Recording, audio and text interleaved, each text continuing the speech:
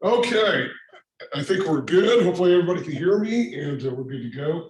I apologize for the delay. I think it's probably going to be worth it, particularly if you have questions for me.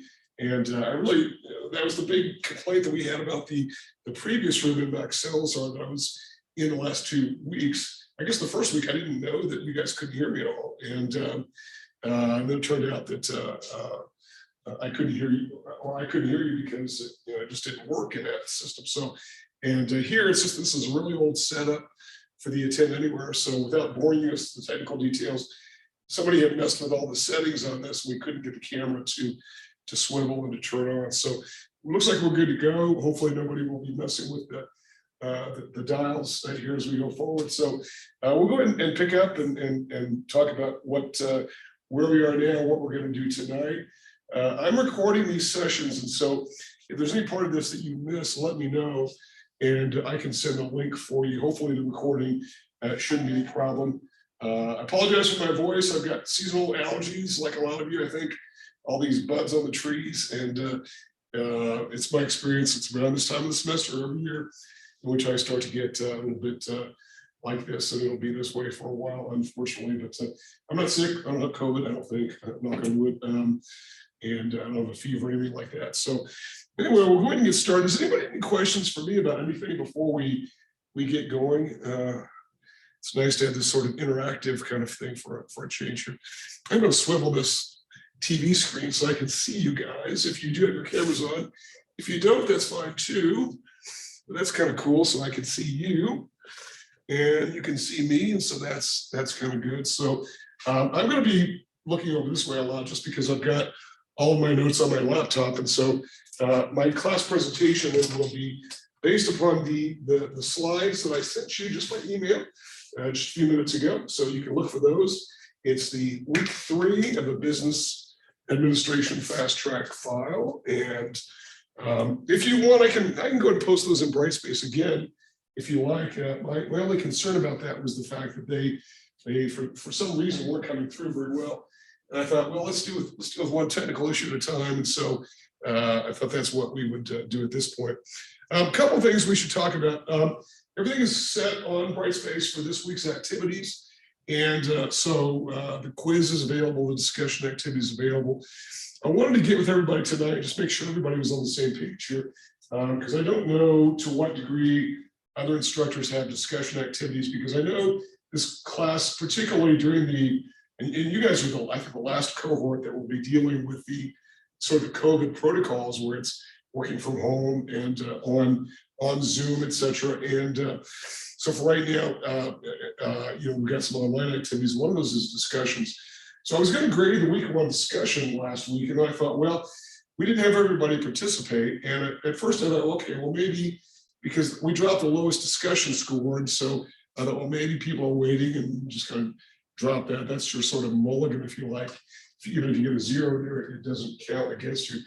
But there was still some lack of participation in week 2 discussion. So I thought, well, let me do this. Let me just announce to the class that there is a discussion activity. It's a required part of the activity because we are required to have some online activity going on. So if you need to go back and do week 1 and week 2, in addition, obviously, week 3, our current week, and feel free to do so. But if you could try to get those done by, say, Thursday of this week, that would be good. Now, I know typically we ask for you to participate at least 2 different days during the class week. For weeks 1 and 2, if you haven't done that yet, then just go ahead and do those, whatever day you want. These are not really that complicated activities. They require a little bit of thinking, but they're some fairly easily earned points. And I mean, you guys are almost done. You're toward the very end. I don't want to see people lose a big portion of the percentage of their score for something that is a fairly straightforward activity. I think it's worth 30% of the total grade of the course. So it's fairly easy to do. 2 of the posts can be replies to others, including myself, and so feel free to do that. But just make your initial post every week, weeks 3, 4, 5, 6, 7, by that Thursday, and then you can do it on Monday if you want. You can do it whatever, and then a couple before the end of the class week, which runs from Monday through Sunday, and you should be good. And it's not a big deal. I mean, I just asked about at least 3 good quality sentences you can feel free to talk with others but try to keep that the chatty part to a minimum. So anyway, I wanted to offer you that opportunity to do that because I don't want to see people lose points for something that may not have been clear. And I don't know to what degree other instructors use the discussion activity as required course activity. I know that I've done lots and lots of online courses here, and so it's a pretty big, important part of it. I just want to make sure that I emphasize that to the class. So, okay.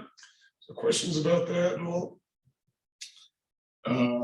Well, if you do, feel free to get with me and let me know. And once I'm available, I should be able to answer any questions you do have. So, okay. So hopefully I can make it here without losing my voice. Maybe you're rooting against me throughout this class period, but I'll try to keep it. Hopefully you guys can hear me okay.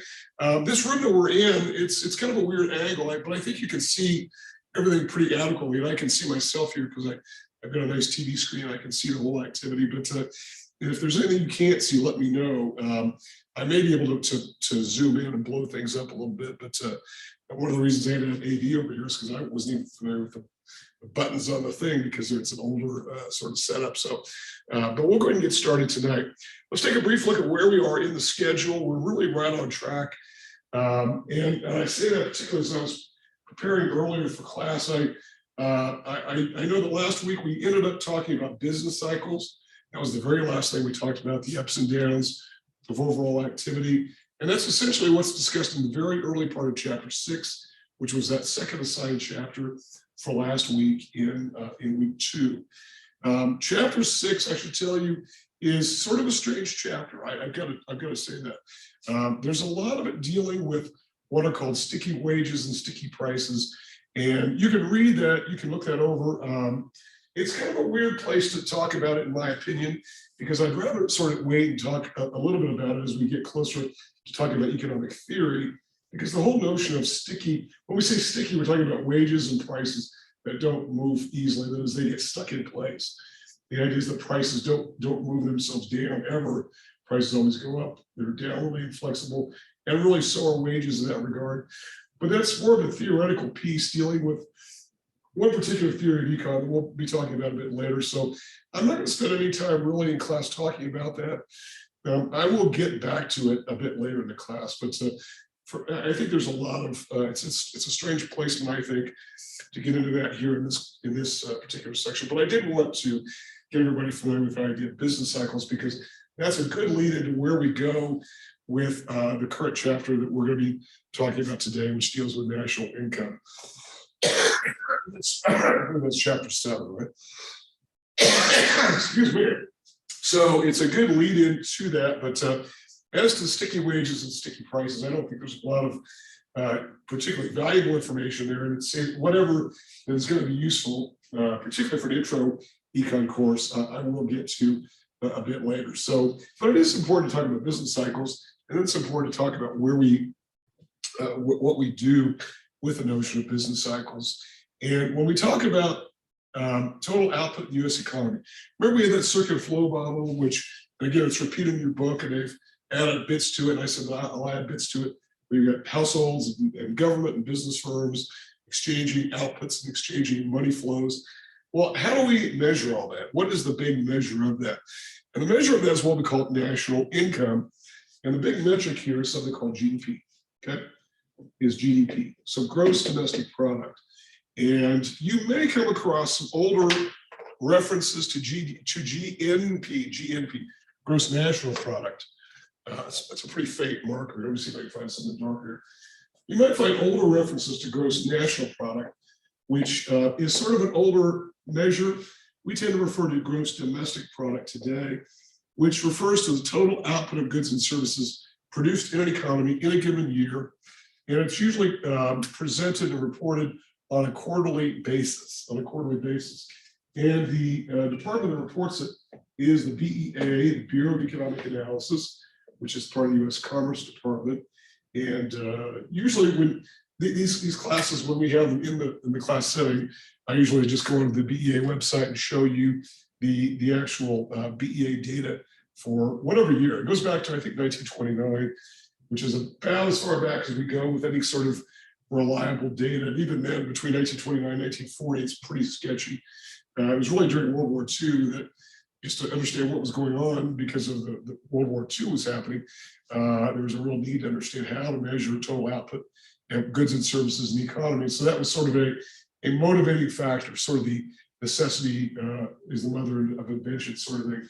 Prior to that, the data isn't very good, frankly. It's just not very altogether. In fact, you may hear that occasionally that somebody paid, in 1700 paid something for something. In today's dollars, that's worth this. That's a really misleading and difficult measure because, first of all, it's probably a different currency, might have had different ability to buy different amounts of goods and services, might have had a different exchange value, might have been exchangeable for gold, whereas our currency is not exchangeable for gold.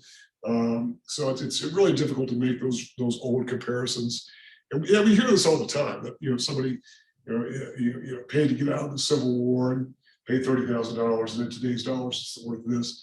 That's pretty close, but it's probably not really spot on at all. So these measures have only really been around, if you think about it, from maybe our grandparents, great-grandparents' lifetimes, as to try to measure what's going on in the output of goods and services. So gross domestic product is simply defined as the total output of goods and services in an economy, a domestic economy, in a given year, and it's expressed in our country in dollar terms, obviously. So it's important to know, because I know a lot of times, everywhere in economics, whether it's micro, macro, whatever, a lot of times we're wondering, how do we express something? And that is, what is the denomination of the expression? And when it comes to GDP, it's dollar figures. Now, we're going to be talking a bit later about unemployment and inflation, which are expressed as percentages. But in this particular discussion, it's always expressed as a dollar figure. So GDP is a dollar figure. And when I say it's presented quarterly, what will usually happen is sometime about a month after a quarter ends, that is sometime in April, which is coming up next month for this particular quarter, which ends on the 31st, 10 days from today, we'll give a report as to GDP. And it'll be what's called a flash report. It'll just be mostly an estimate of what happened in the first quarter. And they'll try to annualize it for the entire year to be able to make comparisons as to where we were last year, 10 years ago, whatever, that sort of thing. But it's revised several times down the road, particularly as financial reporting comes in from businesses, that is corporate financial reporting. And then it's revised a couple more times, notably when tax return data comes in. And tax return information, contrary to popular belief, is actually pretty good information. It's most people report pretty accurate information. Particularly corporations do a very good job because their accountants, ensure that they report accurate information. And most individuals don't really have much of an opportunity to materially misstate their income. I mean, obviously, if someone's doing illegal activities, which we'll talk about some of the shortcomings of GDP measure. One of them is we don't really account for illegal activities very well at all. We can estimate it. But in tax return data, you'd be a fool probably to report, income from narcotic sales, right? I'm not saying it's never happened before, but I can't imagine anybody who's engaged in any illegal activity reporting that. But beyond that, though, the tax return information is good. So the information is sort of tweaked and fine-tuned down the road in order to produce an accurate estimate of what all activity is going on. And so one thing about GDP is we're going to be using the term GDP as being synonymous with output and synonymous with income. The terms are going to be used interchangeably and oftentimes for no particular reason. We'll say output, total year's output was this, total year's income was this. And we'll be using those terms sort of interchangeably throughout the semester. And then one other thing that we'll be using is sort of an algebraic symbol of capital Y for GDP. And the reason for that may be a little bit more apparent as we get into a little bit more into chapter 7, where we start talking about how we measure output in the economy. I think the Y symbol is used because in mathematics, the Y value is considered a dependent variable. That is, the value of this depends on other things going on. And so it doesn't do anything, it just simply is a scoreboard. And so the most gigantic scoreboard we have for economics is the GDP figure. And we'll talk about the two ways by which we derive GDP. There are actually three ways, but we'll be talking about two of those ways. So on your slide, it talks about output equals income. The value of all goods and services equals the value of all income received. And think about this, and I know, and I will admit to you that when I was a first an econ student years and years ago, obviously, that I had a little bit of trouble understanding this idea of output equals income. And I don't know that it was really that well explained at the time to me, or maybe I was being dense and didn't really get it. And I thought, well, this is mostly theoretical, that the value of output equals the value of income. And so it just seems a little bit too convenient that we simply say the total volume of production is the output, which equals income. But if you think about it, it has to equal that, because there can't be any other way around it. Logically, if you produce output, the only way that you can compensate for it is to transfer it by sale to somebody else, even if it's your labor.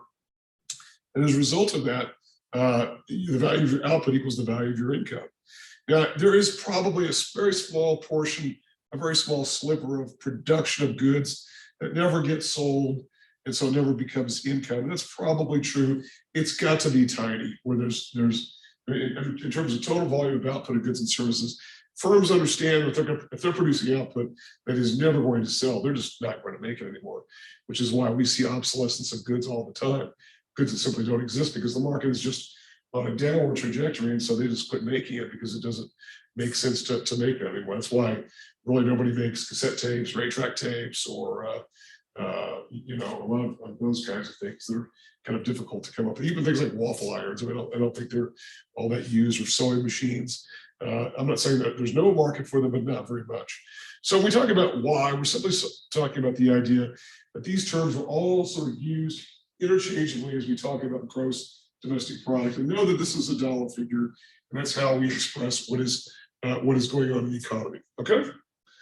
All right. So there are two approaches to accounting for GDP, and that is the idea of the expenditures approach, which takes the spending, and it's who's doing the spending, who's doing the buying in the economy, and we're going to spend quite a lot of time talking about that, probably up until our break, which hopefully is going to be around 7, maybe a little bit before that time. And then when we come back, we'll probably get into the income approach. So output equals income. We'll explain how those work and what those are all about. And so that's essentially what we'll be doing tonight. And then we'll talk about some of the difficulties with the GDP measure and why is GDP an important measure. Now, one of the interesting things well, I hope it's interesting, is that in this week's class discussion in the Brightspace page, where I talked about some of the problems with GDP are standard of living, and are we really accounting for standard of living? That is, just because the economy's got a high level of goods and services production, does that mean that people are better off? And if so, how are they better off, and who's better off? So I think those are the questions that I think we need to ask ourselves: is who's better off, and what are we perhaps missing that really doesn't tell the whole picture? And you might want to look at some. There are quality of life indexes that are produced around the world. I think the United Nations produces one that talks about countries that might not have the most equal distribution of income, but people are pretty well off and whatnot.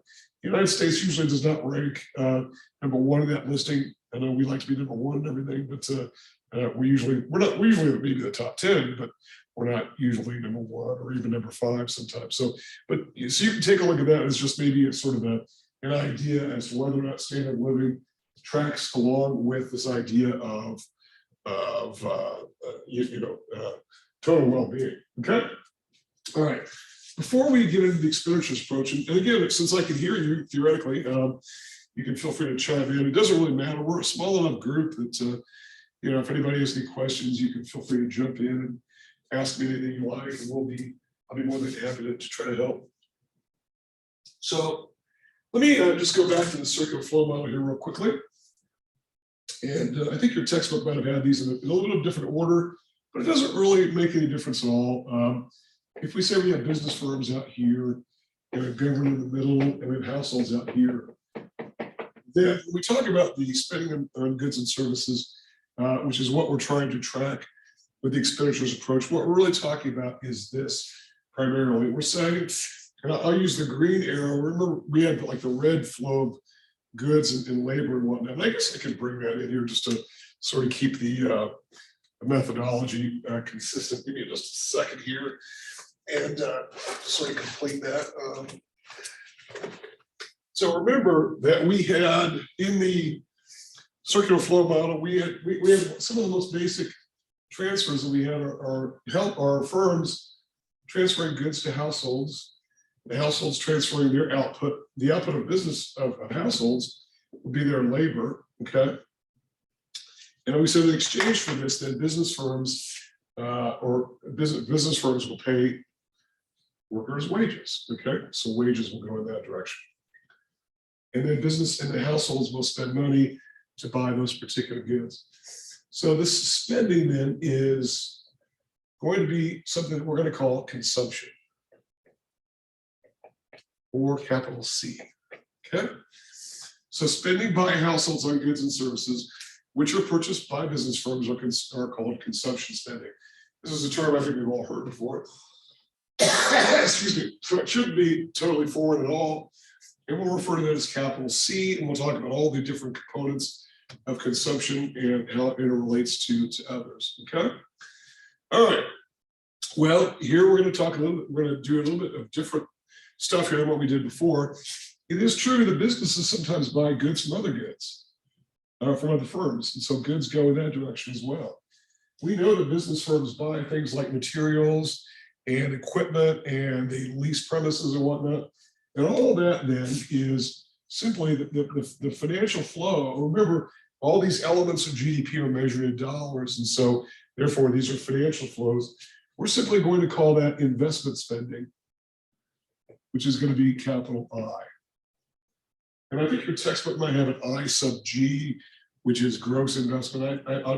Most textbooks leave the sub G off, but I sub G is simply investment spending. When we say gross, it means that it does not include the depreciation of the goods that they bought, these business firms bought from other firms. So firms buy things from other firms. And so investment spending is the second element there. We also know that households provide labor to government. And we also know that firms provide goods to government as well. Government is involved in buying things like filing cabinets and copiers and aircraft carriers and all that good stuff. And all this particular expenditure in the other direction here is government spending on things like wages and benefits, that we'll call G. So C, I, and then G. Government spending also in this direction is G. Okay, so government spending for things like wages being paid to federal workers. And we're usually talking about the federal government here, although we have different elements of government that involve state government, and we'll get to that here in a little bit. And then government buying things from other firms as well. Also, we'll talk about another element of G, which is not a reversal of these arrows at all. In fact, there's not going to be any red arrow at all to correspond with that. And that is referred to as transfers, which is also an element of G, transfers. And here, there is no reciprocating red arrow because there is no quid pro quo. So what's happening here is the idea, transfer payments are those one-way movements of money from government, primarily to households. There are government transfers to firms, and we definitely saw those pick up quite a lot in the early stages of the pandemic, where the government had all kinds of different programs like the Paycheck Protection Program, a lot of the elements of the CARES Act, C-A-R-E-S, the CARES Act, which was pandemic related, relief to certain industries like the restaurant industry, that sort of thing, healthcare industry, those sorts of elements of the economy. But for the most part, we're talking about the biggest is transfers to households. So there's no red arrow. There's nothing you need to do to get transfers. You just have to be eligible. And so what are these transfers then? What are we talking about? We're talking about transfer payments, which are obviously expressed in dollar terms. Well, the biggest by far is Social Security. And I know there are all kinds of different parts to Social Security. The part that is the biggest here is what's called Old Age Survivors Insurance, OASI, which I doubt today you would come up with a term like old age, probably because everyone's sensitive about that sort of thing. Old Age Survivors Insurance, that sounds pretty harsh, right? And when Social Security first came out in the 1930s, the age of full retirement was set at 65, mostly because at around 65, that was about the outer limit of a lot of people's life expectancy. People started to pass away not too long after that. We've obviously pushed that a good 10 or 12 years out. Women tend to live a little bit longer than men by about a year or so, and that's a worldwide phenomenon. The reasons for that are not completely clear at all, but nonetheless, this is a big one. These are the Social Security benefits we talk about when people reach a retirement age. And I put the term full retirement in quotes because what does it really mean? I mean, I'm not quite there yet, but I get my Social Security statement. I just got an email. I used to get it in the mail. Now I get an email saying, hey, this is what you're going to get if you retire at this age and this age and this age. So it's either 62, 65, 67, or 70. So, I mean, it doesn't really make any difference. You can get different benefits. Everybody can wait till 70. I suppose you could wait even longer than that if you liked, but that's the big one. Social Security is a very large transfer payment. And when I say you don't do anything to get it, I know those are probably fighting words to some people who are getting Social Security because they do have to pay taxes into it throughout their working lives. But nonetheless, it is set up as a tax. It is set up as a tax, the OASI. There's also a part of this that's known as disability insurance as well. So OASI/DI is sometimes considered to be a part of it as well. So that is probably the biggest transfer payment of all, is as far as most of us will experience in our lifetimes.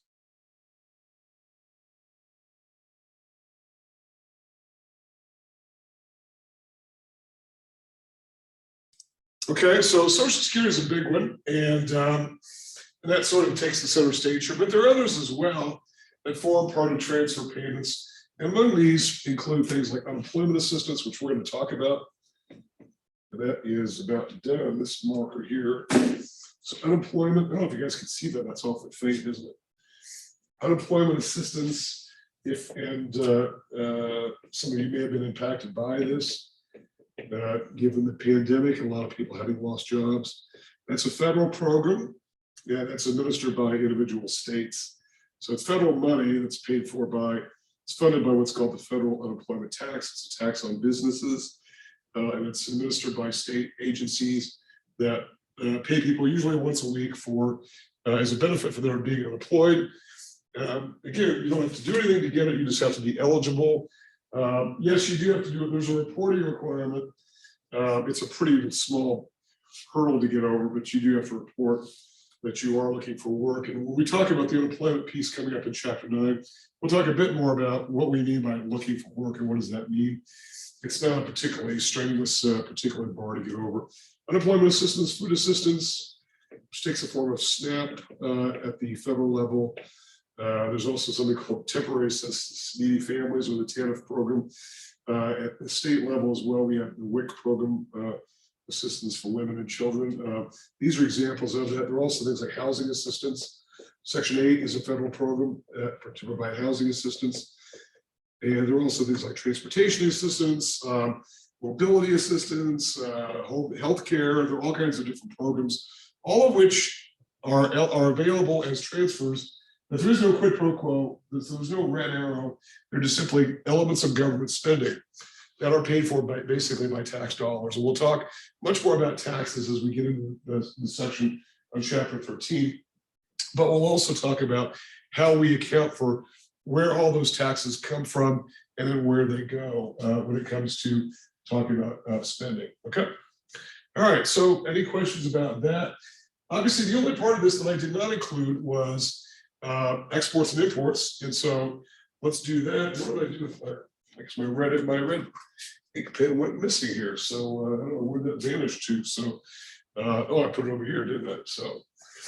So exports and imports are the only thing that we don't have from this, and so here we have goods going out, which are considered exports, and goods coming in, which are called imports. Okay, most of you know this. This is not any particular difficulty there. So goods go out and money comes in, right? And so here we receive export payments.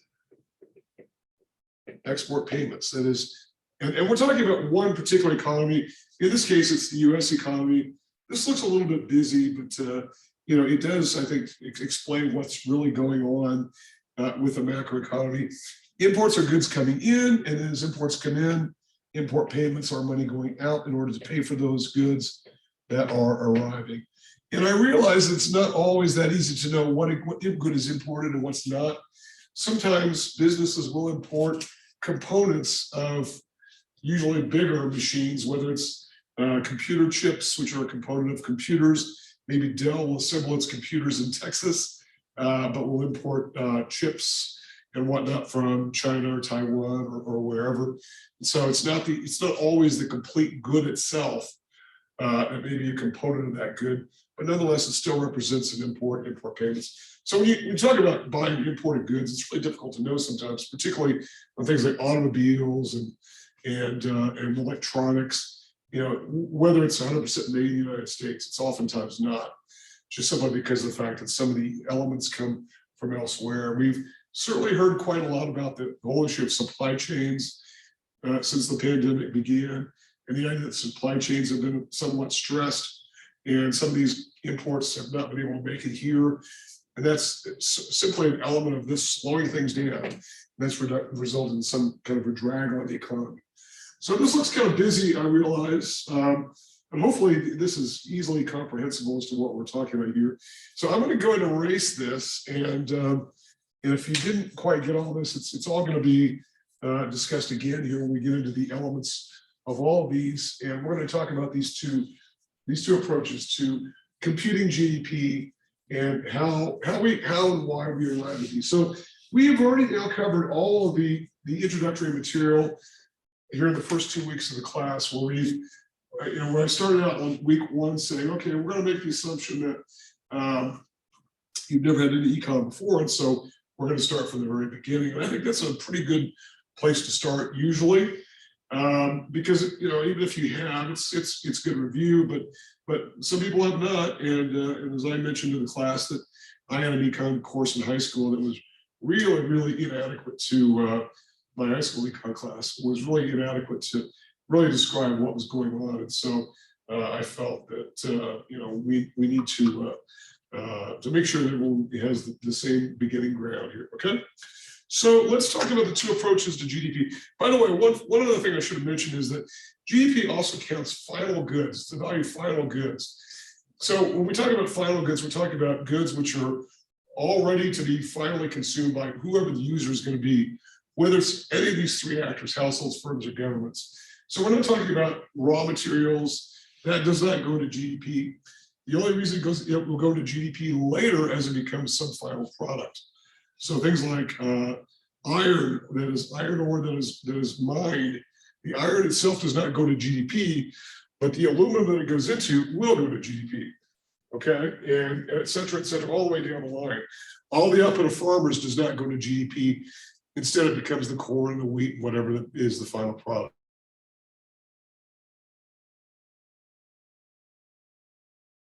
So it's important to note that we're talking about final goods, because if we didn't do that, then we'd have double counting everywhere across the economy, double counting, triple counting, quadruple accounting. And so as a result, we would massively be overstating GDP. So it's not the value of the new steering wheel on your car, the new car that you bought, it's the entire new car that goes into that, okay? So let's talk about the expenditures approach. That's the first that we'll get into here. And so quite simply, what we're really getting at here is we're talking about the demand side of the macroeconomy, okay? It's the demand side of the economy. And so we're going to talk about the elements of spending. Who's doing the spending? So we can account for what all is going on here. Okay, so let's start with the big figure here, the big bottom line scoreboard figure, which is GDP, which is the same as Y. And so you'll want to get used to looking at that particular variable. So Y equals C plus I plus G plus the difference between net exports, X minus N, which we simply refer to as X sub N, okay? Net exports X sub N, which is simply the value of exports, goods going out, and imports, which are goods coming in. Now, why imports are called M, I don't know, because we use the symbol M for other things, such as money supply a bit later, but nonetheless, that's the methodology that's being used, and so we will kind of key off of that and go and use that particular methodology as we go. And I think we got a better mark here. Okay, so let's talk about the elements of spending here. Of these, first of all, let's talk about, and again, these are dollar figures, right? So let's talk about consumer spending first, okay? Consumer spending is composed of 3 elements. And by the way, we talk about consumer spending, we're usually saying that it's around 2/3 of GDP, and that's a pretty historically accurate constant. It's not really a constant, but it's pretty close. A constant would be, some value that doesn't change, obviously, but it's pretty close. And the reason it's pretty close is because, and this is the good news, is that consumer spending really is pretty stable. So as a result, about 2/3 of GDP is made up of consumer spending. That is spending by households. Spending on households, by households on what? Well, there are really 3 elements of consumer spending. And the first of these are called durable goods. The second are non-durable goods, which are the opposite of durable goods in this case. And then the third element is services. Okay? So durable goods, non-durable goods, and services. Okay, so let's talk about what these are all about and what the individual elements are of these. These are the only 3 categories. Now, by the way, one of the things that should be pretty obvious at this point is the idea that we've got a differentiation between goods and services. And to the extent that we have time to really get into it, all I'll really say is that we talk about the difference between goods and services is the idea that goods, even though we use the term goods sort of as a euphemism for all output, all goods produced, whether it's a good or a service, in this very specific use here, where we're talking about durable goods and non-durable goods, we're talking about goods of a physical nature. That is, they can be inventory, they can be moved around, dropped on your foot, shoplifted, burned up in a fire, whereas services tend to be produced and consumed more or less at the same time. Whatever physical nature they have to them is mostly irrelevant. So something like software, if you buy software, maybe you get a DVD, maybe you just download it. And so there's nothing really physical, right, with regard to that. And so as a result, services have generally a non-physical nature, okay? So goods, physical nature, services, non-physical nature. So what are durable goods and what are we really talking about here? These are goods that are expected to last a minimum of 3 years. A minimum of 3 years time. So what are some examples then of these are household goods, and the one we should not include here are houses for reasons that we'll talk about in a minute. So what are some examples, anybody, of durable goods? Just something that you can buy that you expect it to last 3 years.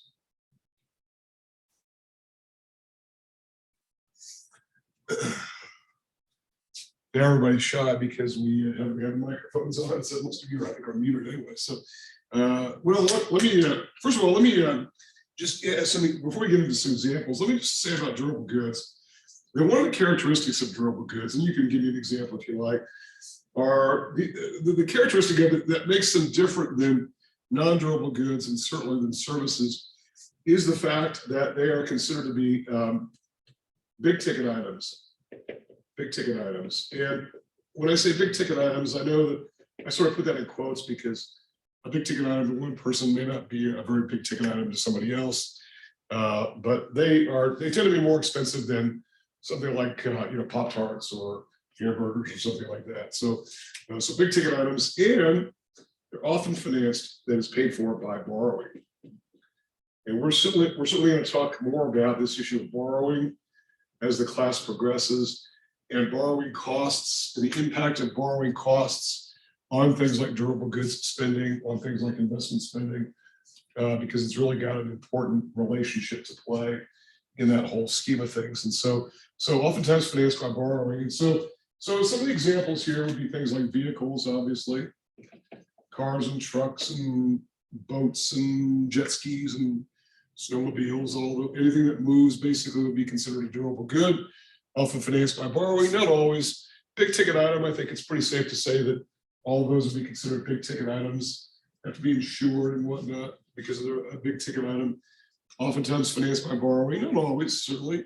And again, one person's big ticket item may not be something that somebody buys a car and they may not think it's any big deal. Other people might think it's a very large decision. And so as a result, one needs to be thought out and planned, et cetera. So obviously this idea of big ticket is in the eye of the beholder here. So vehicles are certainly one. And again, these are to household consumers, okay? This is household spending. So we should be very clear about what we're talking about here. So vehicles, things like furniture definitely apply in this particular category. Furniture itself may be the most, even though we're talking about this as being pretty stable, furniture might be the most volatile one of these of all, because oftentimes people buy furniture when it's on sale. I'm certainly one of those. I tend not to like to buy furniture. My wife is different in that regard and doesn't really look for sales very much. But furniture is something you can put off. It's rare that you have to go out today and buy a piece of furniture. But I'm not saying it never happens, but it's a little bit more unusual. Also things like household appliances. So things like ovens and washers and dryers, microwaves, those are all big ticket items. Sometimes financed by borrowing, sometimes not, but they're often financed by borrowing, whether a credit card or a store charge card, whatever. And oftentimes the availability of credit is one of the things that impacts durable goods spending generally. Of all of these elements of consumption, durable goods is the most volatile. And so we're going to make the case that consumer spending generally, everything in this category here in consumption is very stable. But durable goods is one of those that's quite a lot more unstable, mostly because of the nature of the good itself. Remember, we talked about the determinants of demand last week, and we said, what are some of the things that would cause demand to increase? That is to shift to the right away from the origin, or to decrease, to shift to the left, back closer to the origin. And it would be like things like confidence and how we feel about things, so it's sort of our psychology. And if we feel like things are going pretty well in our lives and the economy generally, it makes us more willing to go out and buy a new car. If we think that things are just in bad shape and maybe my job is in danger, whatever, it'll make us less likely to buy a new car.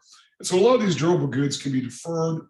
I know that appliances are probably one of the exceptions to the category of durable goods, where if your washer goes in, you pretty much have to go get a new washer or have somebody repair it or something like that. But you get the example of that as a big ticket item.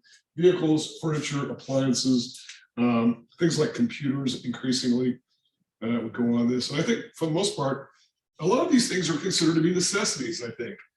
And we haven't talked a great deal about necessities versus luxuries. And I think our notion here of what's a necessity and what's a luxury have really begun to change over time, I think. And I can, of course, I've been in the work world long enough to know that when we first got cell phones at one of my jobs, a lot of people thought, hey, you don't need a cell phone. That's quite a luxury, that sort of thing. Why do you need that? Today, I mean, pretty much everyone's got a cell phone, don't they? I mean, does anybody think a cell phone is a luxury, or do you think it's a necessity? I think it's pretty much a necessity, right? Just like the internet. And, most of us would view that as being sort of a necessity. So things like TVs, are almost a necessity for things like information as to what's going on and all that sort of thing. So I think our notion of what's a necessity and what's a luxury are changing. Even something like air conditioning, I grew up in a part of the country. I grew up in the Great Lakes area where in the summertime, it's actually kind of cool at night. And a lot of people didn't have air conditioning all year round. This part of the country, if you don't have air conditioning, wow, I don't know how you, I'm from Michigan, Indiana, I don't know how you would survive without air conditioning in this part of the country, but obviously people did before air conditioning, and probably some people thought it was a real luxury when it first came out. Today, I don't think anybody would argue that air conditioning is not a necessity, not a luxury, but a necessity. So a lot of these goods are really not even luxury goods so much, because yes, there are elements within this that are certainly luxury goods. And one thing we might include in here are things like jewelry, which I think most of us would argue is almost always considered to be a luxury good. Often financed by borrowing, certainly a big ticket item. It's probably about the only category that I can think of within here that would really truly be considered a luxury, and that one can be deferred. And there are those of us who really don't have much jewelry at all. I certainly do not. I don't even wear a watch and whatnot. I don't feel like I'm at any sort of a handicap at all. But you kind of get the idea that a lot of these goods, like cars and whatnot, we don't all live in New York City where you can jump on the train to go to work and to get around. So it's a necessity. So durable goods, that's one element of that. Questions about durable goods at all? Actually, I hope you get, I can't hear you guys, so hopefully, unless you're trying to say something and I'm not hearing you, which is another, we're back to the same problem before. So, but I can, and if you want to put something in the chat box, you can do that as well. I've got this gigantic television screen and I can see everything that's going on. Can you hear us? Can you hear me? Yeah, I can hear you. Yes. Oh, okay. Okay. All right, I can hear you. That's good. I'm glad. So this is a little better. I didn't like the idea of you not being able to hear you because it's kind of better this two-way. And we're all still kind of getting used to the idea of kind of being on TV and whatnot, because most of the time I have physical classroom settings. It's kind of a lot better, and I think people are more eager to jump in and talk and whatnot. So this is a little bit new. It's new for you all. Well, not new for you all now since you've been doing it for a while, but it's certainly new for a lot of us. So okay, so that's the first category of consumer spending. I can't think of anything else that might go into this because a lot of the other big ticket items would be more connected to real estate, and I'll talk about real estate as a special category here in just a second. Okay, so durable goods are the first. Non-durable goods then are everything else, and these are goods which are expected to last less than 3 years. And so here we're talking about goods of a physical nature, and so it would include things like food and clothing. Those are the biggest categories here by far, food and clothing. Again, those are necessity items as well. So we're not really necessarily even talking about luxury goods here necessarily. In fact, a lot of luxuries we've got things like services, but that's also the fastest growing part of the economy. And this kind of goes back to this idea of needs versus wants. And I think we talked about in the first very week, maybe the first hour of class, that are the things that we're producing, are they all needs necessarily? And increasingly, we're producing goods that really are not needs, but they're more wants. Things like Netflix and gaming and NFL football and things like that. And I know a lot of us probably couldn't live without NFL football, but you get the idea that you actually could. But food and clothing, no question about it, would be considered to be a non-durable good. Also, a lot of household items, just household wares, just household items that you use, things like towels and dishes and you name it, detergent. I mean, just all the list of things that you get when you go to the store, non-durable goods. Most of the stuff when you go to the grocery store or to Walmart, Target, a lot of that stuff is non-durable. Yes, they do sell durable goods there, like TVs and computers and whatnot, but a lot of the stuff we're buying are things that are durable. They're going to wear out within 3 years, or they'll become obsolete sometimes within 3 years, and so they won't be necessary. Food and clothing, certainly. Now I know people have had shoes or raincoats or whatever that they will wear for more than 3 years. So I mean, I get that. I know that clothing will sometimes last a little bit longer. Although I've got a daughter who if she's lucky, she gets a year out of something and she's on to the next thing. She's got more clothing than I think I've ever had in my entire life from day one. So you get the idea. There are some people who will go through well in advance of 3 years, and some who will go longer than 3 years. And so you get the idea. But non-durable goods are all these items which they're just the opposite of durable goods. The only thing that they share in common is of a physical nature, and that they're inventoriable. They can be moved around, put on a truck, and etc. But they're considered not big ticket items. So things like food and clothing, not necessarily big ticket items.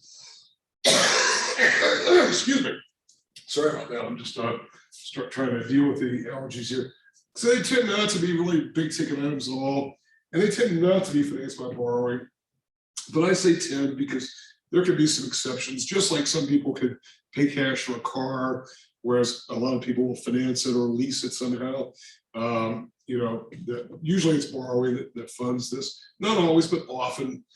And people can finance the purchase of food and clothing with credit. So that sort of thing. And I guess there are probably some elements of clothing that would be considered big ticket items. But for the most part, that's what we're talking about. It's pretty much, we define non-durable goods essentially as being an exception item. That is, it's everything that would be a physical good that would not be considered durable. So, whether it's 3 years or not, it's mostly arbitrary.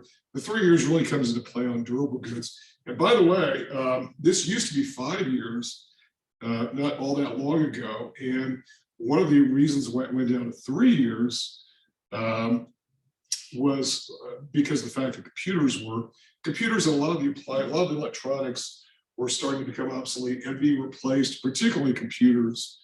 And I know obviously a lot of us have computers that are older than 3 years, but a lot of the technology is changing. And so if you're going to buy a new computer, you're not going to buy something that was made more than 3 years ago, I don't think. I don't know why you would. I mean, you're free to do so, but I don't know why you would do that. Unless maybe it's just a kind of a backup computer or whatever. But for the most part, you're going to buy something new. And the price of computers has come down so much that most people want to buy the newest and best. And so as a result, those particular goods are different. And we'll talk about when we talk about how we measure the prices of goods, what we throw into the basket here, and that we compute their value over time. And one of the things that has gone down over time is a lot of technology. Okay, so durable goods, non-durable goods, and services.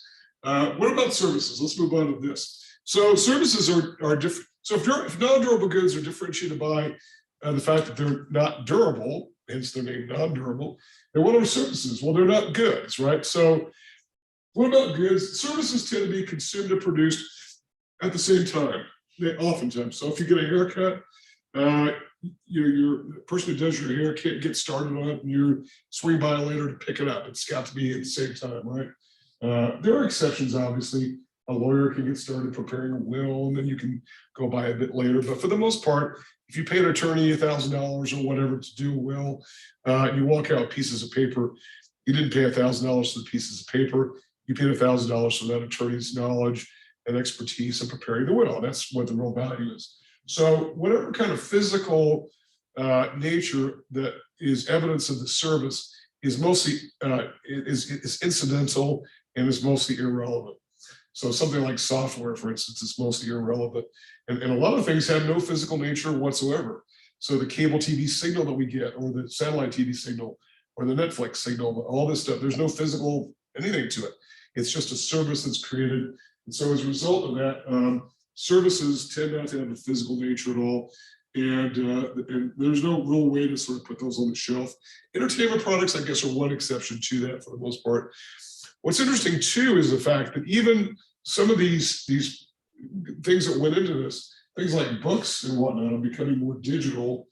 Because I think your textbook is digital, right? For this class, don't you have a digital copy, not a physical copy?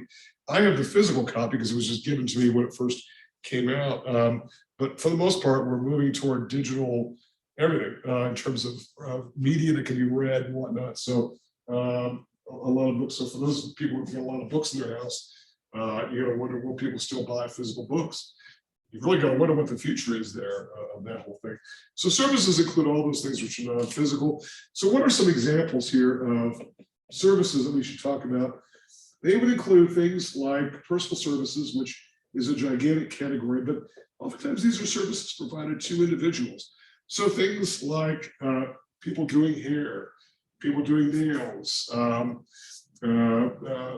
things like laundromats, right? The stuff you brought in is the stuff you leave with, so there's no new physical output.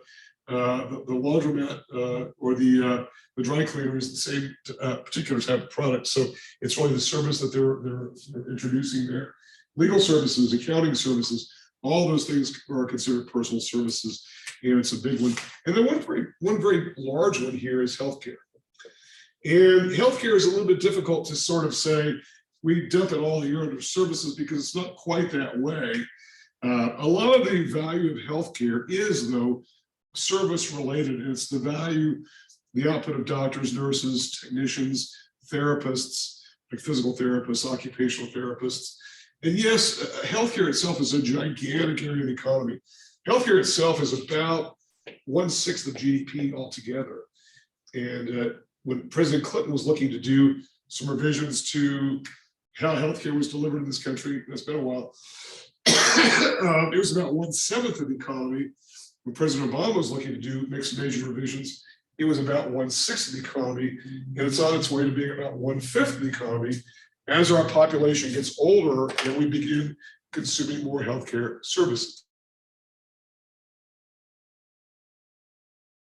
And so as we begin consuming more healthcare services, then obviously this share begins to rise. And also healthcare is it's just costly anyway. If you know anybody who's been in the hospital lately, just the cost of hospitalization is just crazy expensive. And the love it's service-based. And yes, there is a large element of healthcare too, that's more of the goods nature, particularly as relates to household consumption, things like like mobility aids, like wheelchairs and walkers and canes and things like that, and also things like syringes and all that, pharmaceutical goods themselves, that sort of thing. But for the most part, we'll say that healthcare is primarily service-based because it's really the output of people that make it all possible. And given the fact that healthcare has been growing with really no end in sight, this is one of the very hot areas of employment. And what's really interesting is the demand has probably never been stronger, but it's been strong in my entire adult life where, I know where I went to graduate school, I had a very strong nursing school, very tough to get in, and people were coming from all over because nursing was beginning to be a really, really hot occupation. Still is, never has slowed down. It's a high-paying occupation with lots of job stability.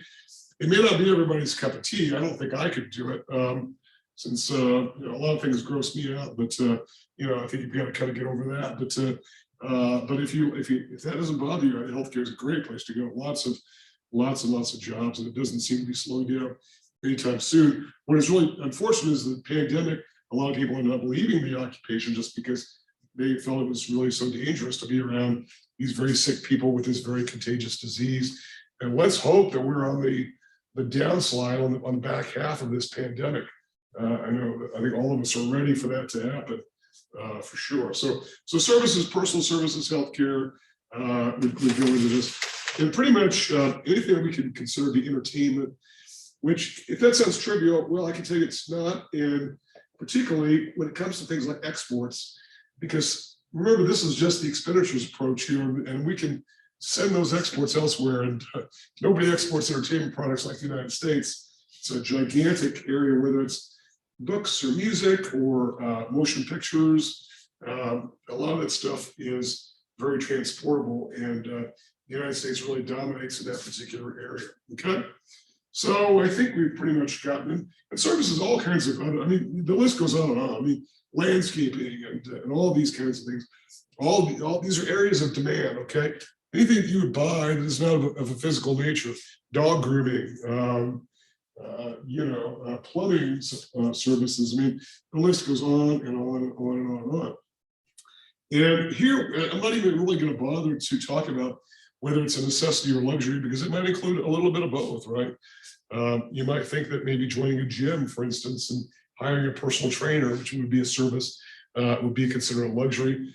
Some might consider that to be a necessity. So certainly if it's physical therapy, that would be considered to be a necessity and part of healthcare, that sort of thing. So services are a big category, and we can do quite a lot in terms of what the demand is for those, okay?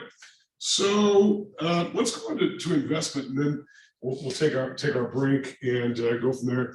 Then I'll try to recast the board here a little bit, because whenever I do this, we just don't have enough space, even on these boards here. A lot of times, since we're on video, I've got to sort of use one board. But oftentimes I'll go across the board here just because there's so much to talk about. So let's talk about investment. So what are we really talking about when it comes to investment? Well, there's a formal name for investment, and it's called gross private domestic investment. And by the way, there's a formal name of consumption as well. It's called personal consumption expenditures. And I sort of omitted talking about that. Personal consumption expenditures falls under the consumption category by households. Gross private domestic investment, that's spending by businesses on things that are really considered to be durable goods, for the most part, and some non-durable goods. They tend to have a physical nature. Almost all of this has a physical nature, with the exception of some technology items like software used for business purposes that is now categorized under investment. If it's software that you buy for your own personal computer, that would be under consumption. But it's software that if you buy for business, that would be under business investment spending. Just like if you bought a printer for your house, That's different than buying a printer for your business, okay? And sometimes it's a little hard to separate these out. In fact, one of the areas of revision to GDP is trying to separate out who goes to Home Depot or Office Depot and buys stationery and printers. Is it business spending or is it consumer spending? And that's usually revised once business financials come out, and then it's more easily determinable as to what that amount of spending is, whether it's consumption or investment. Okay. At the end of the day, I guess it doesn't really matter since they all equal GDP. It's just that we do track these individually, and this one is really important because it's so volatile, and so a lot of times when we talk about policy, and again in macroeconomics, almost always whenever we use the word policy, we're talking about government policy trying to influence something in the economy. Very often what we're talking about is trying to influence investment spending, trying to get businesses to do something, whether it's to buy equipment or stock up on inventory or whatever. Okay.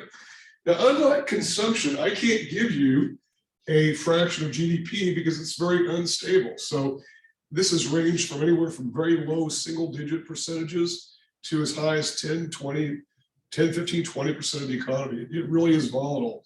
And one of the reasons that it's volatile is because of the interest rate mechanism. And that is this. I'm going to take a little bit of a sideline here. So maybe you want to put this on a different page here because doesn't really go here, but it's important to talk about now. And that is the connection between the interest rate I and the big I, investment spending, this right here. And that is there's a definite connection between the interest rate and investment spending. The interest rate is simply this. It is the rental cost of money.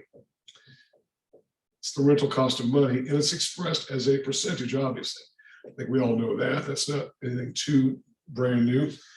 And so this is a very wonky sort of definition. The interest rate is the rental cost of money. That's in effect what it is. And so it's not just households borrowing money, it's also business firms.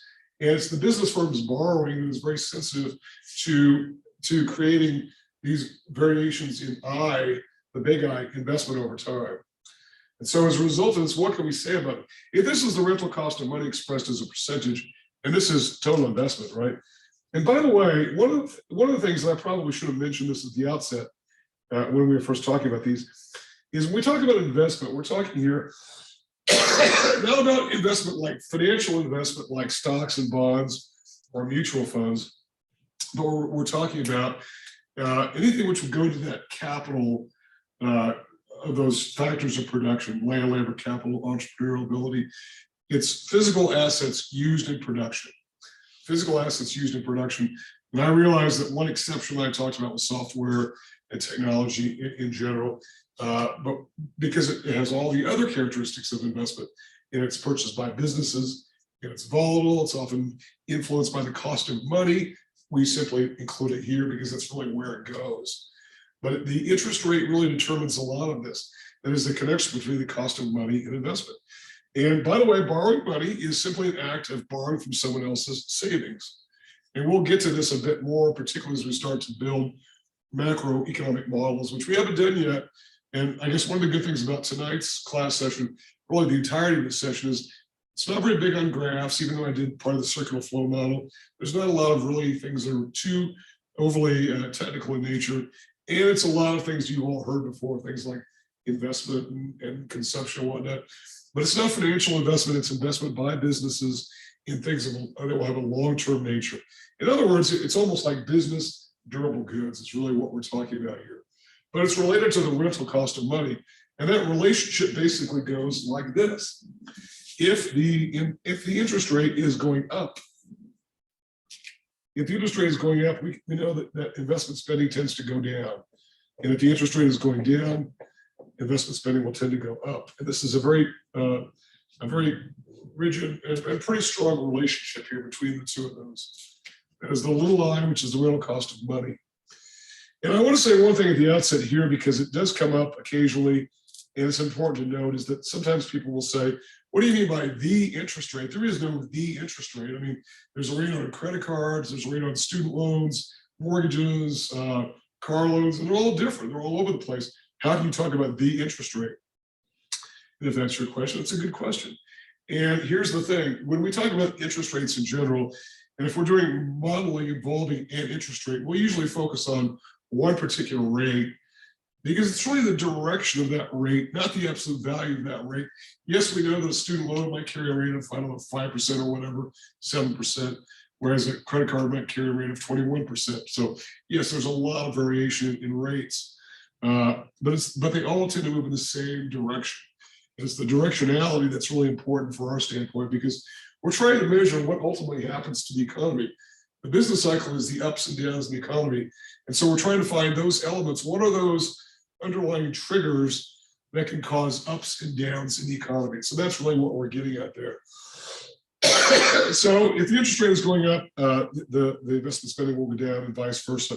So it's an inverse relationship between the two of these. But if we're doing modeling, we'll focus on one particular rate, and it's usually known as the Fed funds rate, which was in the news last week because the Federal Reserve did, as was widely expected, raise that Fed funds rate by 0.25%. And they signaled furthermore that there'll probably be 6 more of those this year. And furthermore, they went so far as to say probably next year about another 5 of those. And so interest rates will probably be about 2.5% higher in general over time once the Federal Reserve is done raising the interest rate in order to do what? To slow down this inflation that we've got that's really driving everybody crazy. And I won't talk much more about that because I think, in my opinion, and I think it's becoming a consensus, the Federal Reserve is really behind the curve on this. I think they thought for a long time these inflationary pressures were simply due to sort of kinks in the supply chain, but I think that is now sort of been debunked, and it's a lot of excess demand, which is trying to be tamped down a little bit. So anyway, so that's a little sidebar there. Let's go back to talking about what the elements are of gross private domestic investment, and there are 3 of these as well. And the first of these is simply known as fixed investment. Fixed investment. Fixed investment is, what are some examples of these? These are simply things that are bought by businesses, and they tend to have a physical nature, but also they tend to be things like machinery and equipment for the most part. And these are goods that would not be confused with household items. Things like forklifts and 18-wheelers and printing presses and milling machines and conveyor belts. These are not things people have in their house, right? I've got a cousin who bought a forklift at an auction. He thought it was a good deal, so he bought a forklift, and we all thought he's a little crazy anyway. But this, for the most part, these are goods that are bought by businesses in order to help them do whatever they're doing. And we say fixed, it means that they are fixed assets. So for those of you who've taken accounting before, which I think probably all of you had some, fixed assets are those goods which have sort of a long life to them. They tend to be fairly big ticket items, and they're fixed in the sense that they're really not going anywhere. They're not bought in order to move. You don't buy an 18-wheeler in order to sell it, unless that's your business selling 18-wheelers. Instead, you're buying it in order to move freight. And so as a result, that's what fixed investment is. So it used to be called BFI, business fixed investment. Today, it's just simply known as fixed investment. And you can, if you look at the BEA website, which I used to do, I think I don't want to risk losing whatever connection we've got going on here, but I usually project that to the class. I may, if I can get a good link, try to provide you a link to that, just so that you know that we're not sort of making this stuff up. So, okay, so fixed investment will be one element of this. Okay, it's a big one. What's the second element of this? It's new construction. It is new construction. So let's talk about the elements that go into new construction. So some examples here are any kind of structure. By the way, it's anything that's real estate related. And the term real estate simply is defined as land and anything that is connected to it permanently. And permanent obviously is a relative term because you can obviously tear a structure down, but it's not there to be torn down. It's there to be used for some period of time, oftentimes a very long period of time. There are structures that have been around for centuries, and so the cost of that construction would have gone to GDP whenever that was constructed. So if you buy an existing home, it doesn't go into GDP. The only part that goes into GDP is on the other side of this, called the income approach, and that's all the income earned by people who are involved in the transaction. Real estate appraisers, house inspectors, realtors, whoever, all those people who are involved, because there's no creation of new value.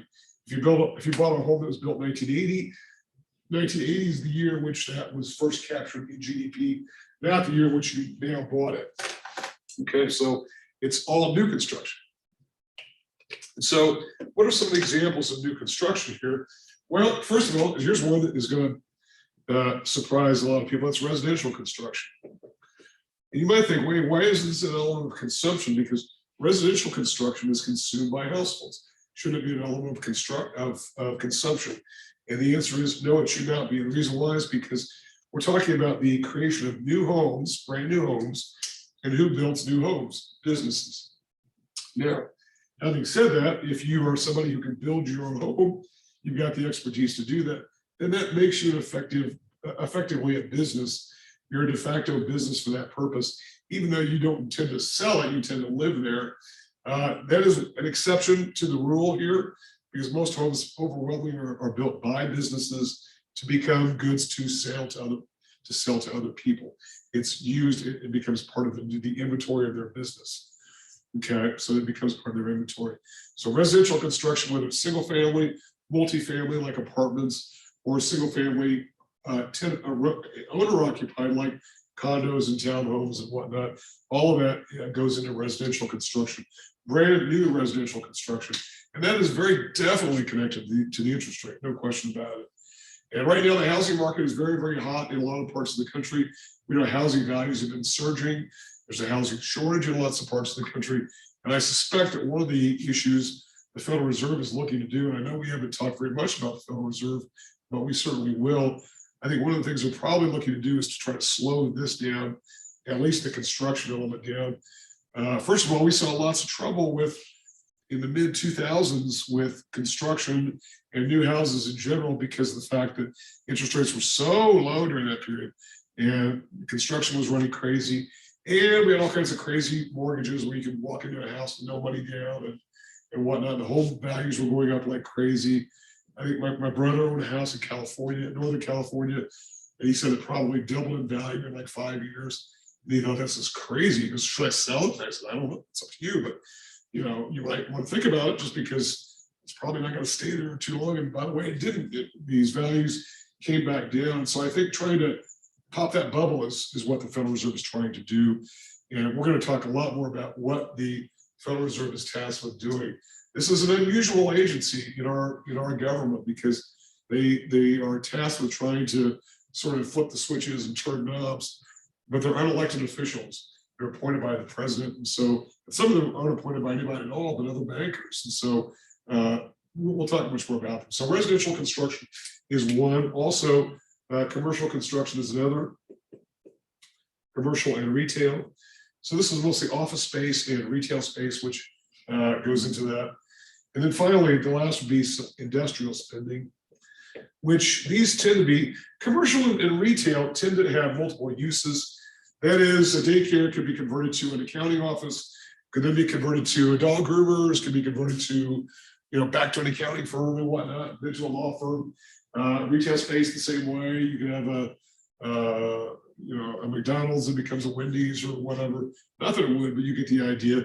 Industrial space doesn't tend to have that particular sort of flexibility. Whatever it is, it's probably always going to be that, whether it's a steel mill or an aluminum plant or an oil refinery. There's no turning one of those into a daycare. It's always going to be what it is. So these are all elements of new construction, and they're very definitely influenced by the interest rate mechanism. So gross private domestic investment, okay? And then one final category of investment, and then we will be off to take a break, and that is this. This is one that's a little bit different, and that is the net change in inventories. Excuse me, net changes in inventories. And why that's important is because, and we simply refer to that as delta INV. The delta symbol meaning that Greek delta symbol is the symbol for change everywhere. And all that change really represents is new minus old. That's simply simple subtraction problem. The new value of inventory minus the old value of inventory tells us what the inventory changes in the economy. Why that's different is because of the fact that spending on that goes on now, but if inventories are building up, then it still becomes part of GDP because why? One person's spending becomes another person's income. So we have to account for that on the income side of things, even though that inventory might not have been sold yet, it's still sitting on shelves. Okay, so we have to account for buildup of inventory, and it results in a positive increase in GDP. So if inventory is rising, that means I is rising, because this is on the right side of the equal sign, it means GDP is rising. Now, by the way, one of the things that I should talk about here with regard to net changes in inventories is the idea that sometimes the popular press sort of gets these interpretations wrong. Excuse me, when it comes to inventories. And very often, this has been the bane of our existence as economists for decades. It's the idea that the press sometimes misreads economic data, makes their own interpretations, which are often wrong. So oftentimes they'll say the inventories are rising, and the interpretation will be that people aren't buying stuff. The economy must be slowing down. When in fact, an economist would say inventories are rising because businesses are expecting to sell it. So as a result, it's not necessarily a bad thing. By the way, if inventories are going up, it means that it's taking all of the investment category up. And it is an investment defined as something which has future value, right? Remember what the definition of assets are, something which has definition future service value. So if inventories are going up, it brings I up, which brings GDP up. So it could be that simply businesses are bulking up because they expect better times ahead. It doesn't mean necessarily people are staying away. It could mean that, but it doesn't necessarily mean that. Or if inventories are falling, the interpretation might be that people are just swapping the stores, pulling goods off shelves. When in fact, it might be just the opposite. If investment is falling, or if inventories are falling, so is overall investment, and so is GDP. It could be that businesses are looking ahead and saying, we need to dial down our inventory purchases because of the fact that we're not expecting such robust sales going forward. Goods sitting on your shelves or in your showroom don't do any good whatsoever. They simply sit there and cost you interest expense and insurance expense and don't do you any good whatsoever. So we got to be a little bit careful. The financial press does a good job of sort of parsing these out, but you've got to be a little bit cautious about sometimes the interpretation of these things, particularly local media, which really, they're not really trained to sort of parse these particular data points. And so just be a bit careful on the interpretation of some of these, okay? So we don't have a specific percentage of GDP that is sort of the hallmark of investment spending because it is pretty volatile, but we'll come back to this a bit later and talk about the overall relationship of one to the other and more importantly to GDP as a whole. So it's about a minute or two before 7. So does anybody have any questions for me about anything we've talked about so far? Well, if you do, feel free to shoot them at me now or over the break. So why don't we take a few minutes, take a break, at least 10 minutes, and we'll come back and we will pick up the remainder of chapter 7. We'll pick up the rest of this, get the rest of chapter 7. I don't know if we'll get all the way through chapter 9. We're skipping chapter 8. It's an interesting chapter, but it's not really critical to what we're doing. And so we'll try to get into a bit of the content from chapter 9 before we get done tonight. What we don't get done can always carry over into next week. We're not in any hurry on that, okay? So let's take a short break and I'll see you here in just a few, okay?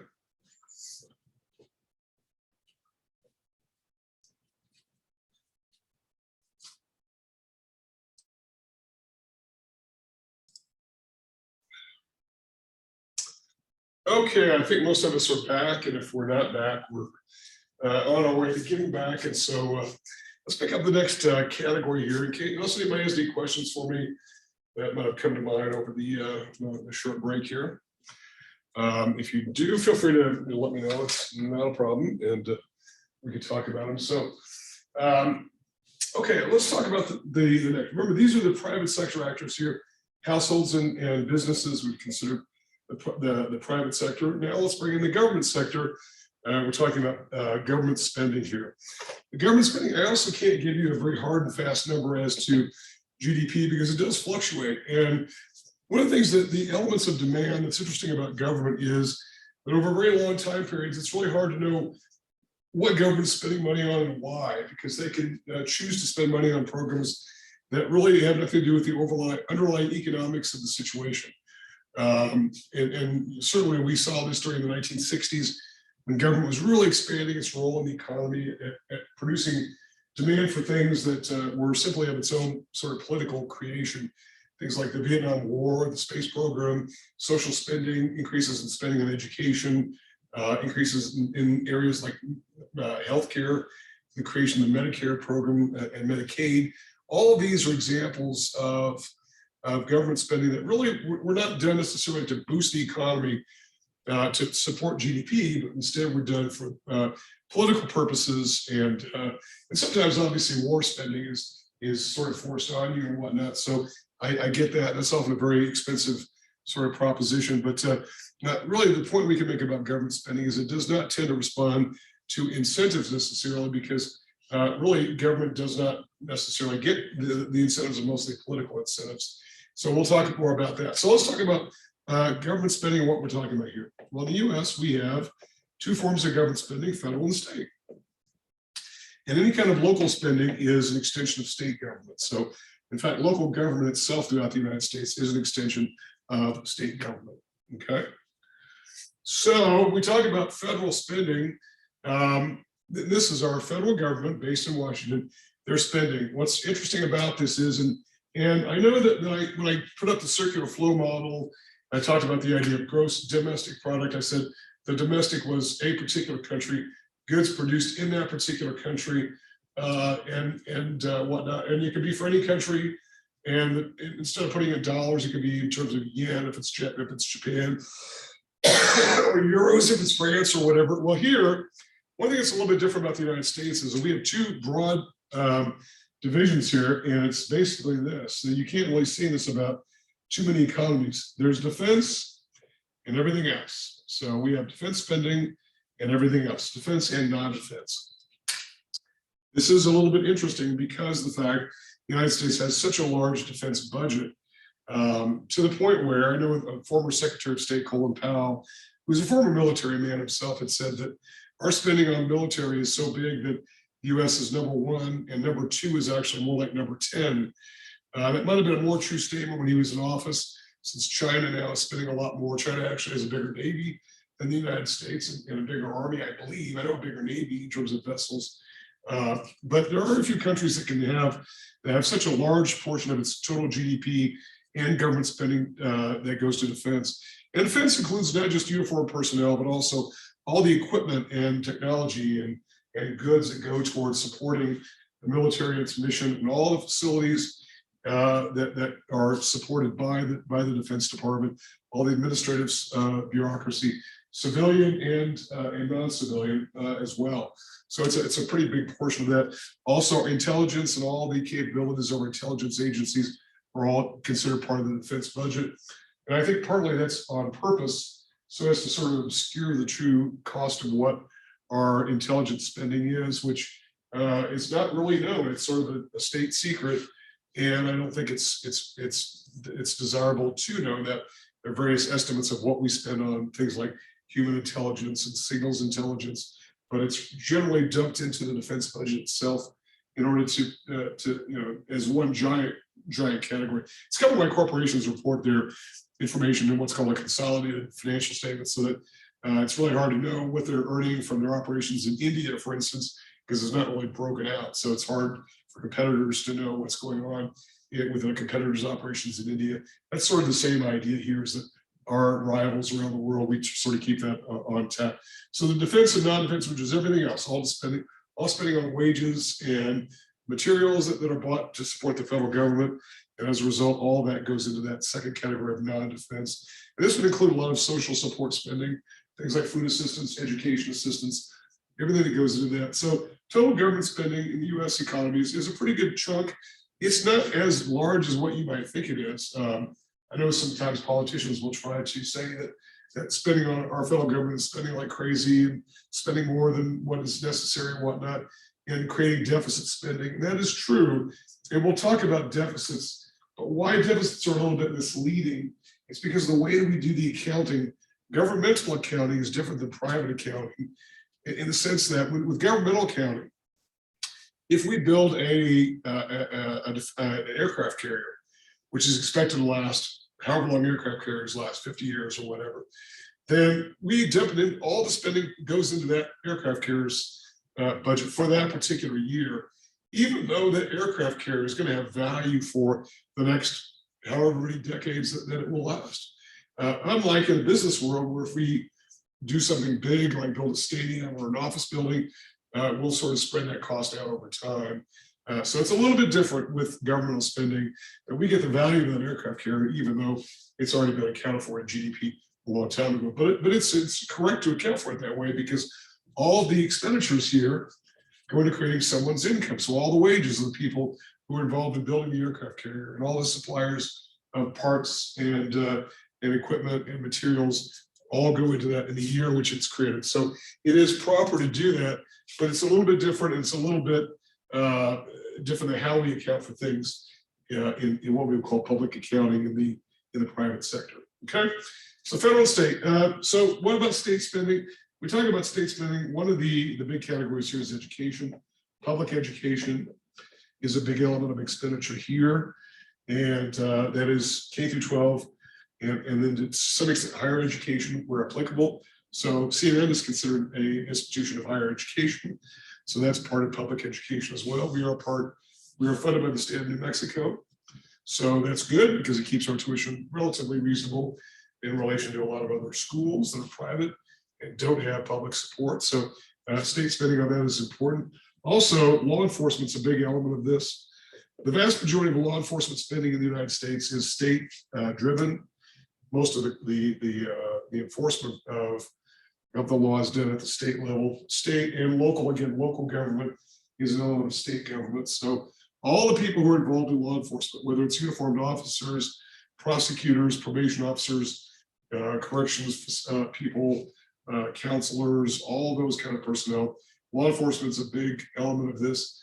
Law enforcement's a big industry. I hate to use that term, but it's big business. And notably, we see a lot of it in states that are not very well populated relative to others. New Mexico being one, but we only have about 2 million people. And so there's, but we have to have the same, size prisons and the same jails and all that. So it just seems like law enforcement's a bigger deal as part of our economy. It's only because we don't have that big of a population. So that's why the local news is just dominated by law enforcement. Somebody did this and did that and whatnot. And it kind of leads people to believe that, crime is everywhere and all that. So that's a little bit of criticism of that. But nonetheless, law enforcement's a big one. And also things like spending on infrastructure, which is not limited only to federal government, to state government, but it also has a federal element. And keep in mind that the president signed his infrastructure bill not too long ago. There's more to it that he wants to get done, which may or may not happen, given the fact that he's having a little bit of trouble with his own party and getting some of that done. But infrastructure simply is a catch-all term that refers to all those elements of fixed spending that are expected to have a useful life. It's almost like governmental durable goods.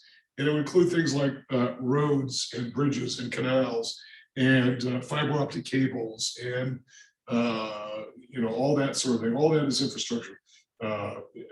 Ports. I mean, the list goes on. Airports even are included in some of this.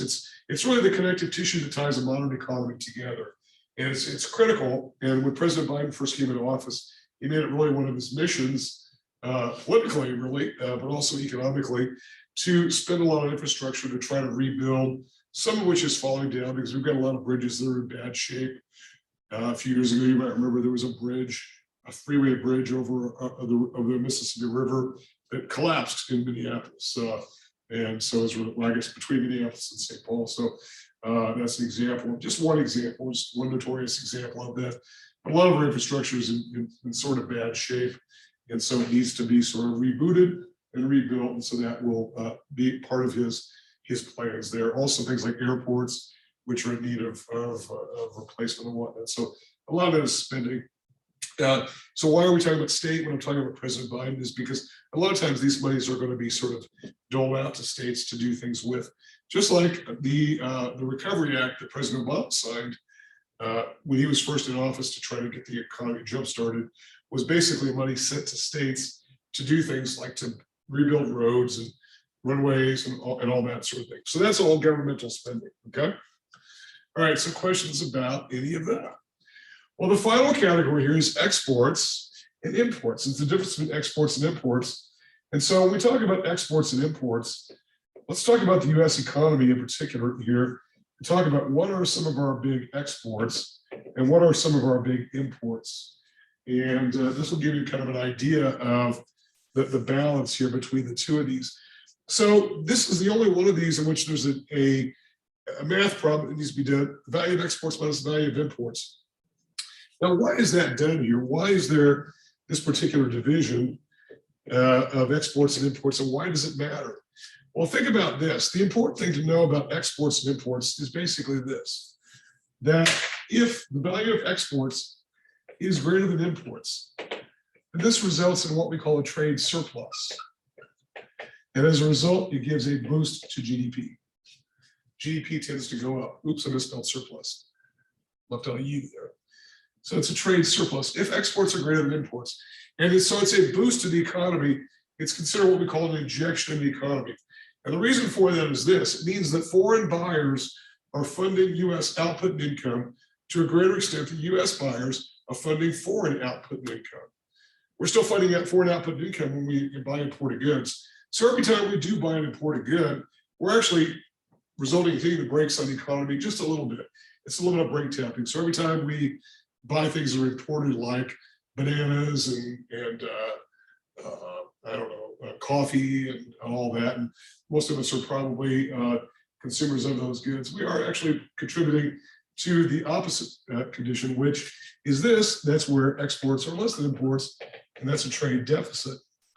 So, and it's because here, the US is supporting the rest of the world to a greater extent than what the rest of the world is supporting the US.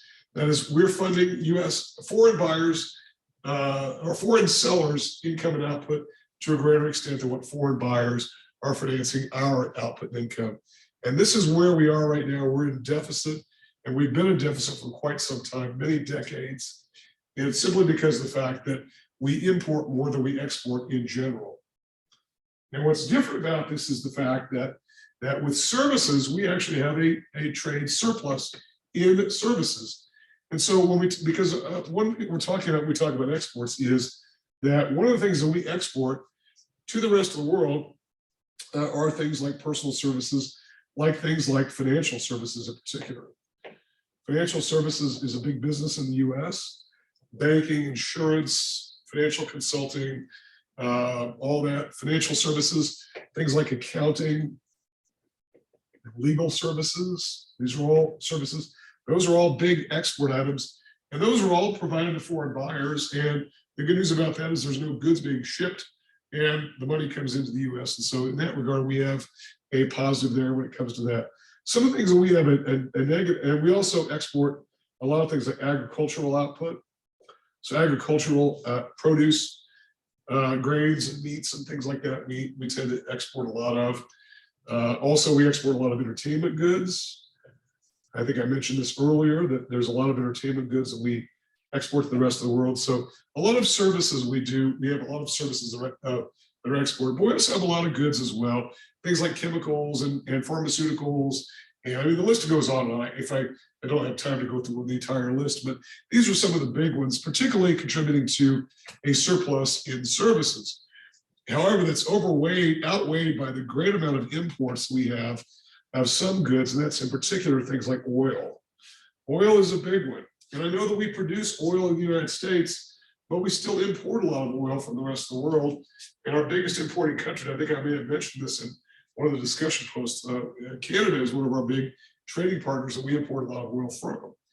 And I know there's been a lot of discussion over many years about whether the United States needs to be importing any oil at all so that we sort of insulate ourselves from the rest of the world. And I suppose it's possible if there's a will to do it, but sometimes it's easier just to import it from the rest of the world rather than drill it, because nobody really wants more drilling to go on.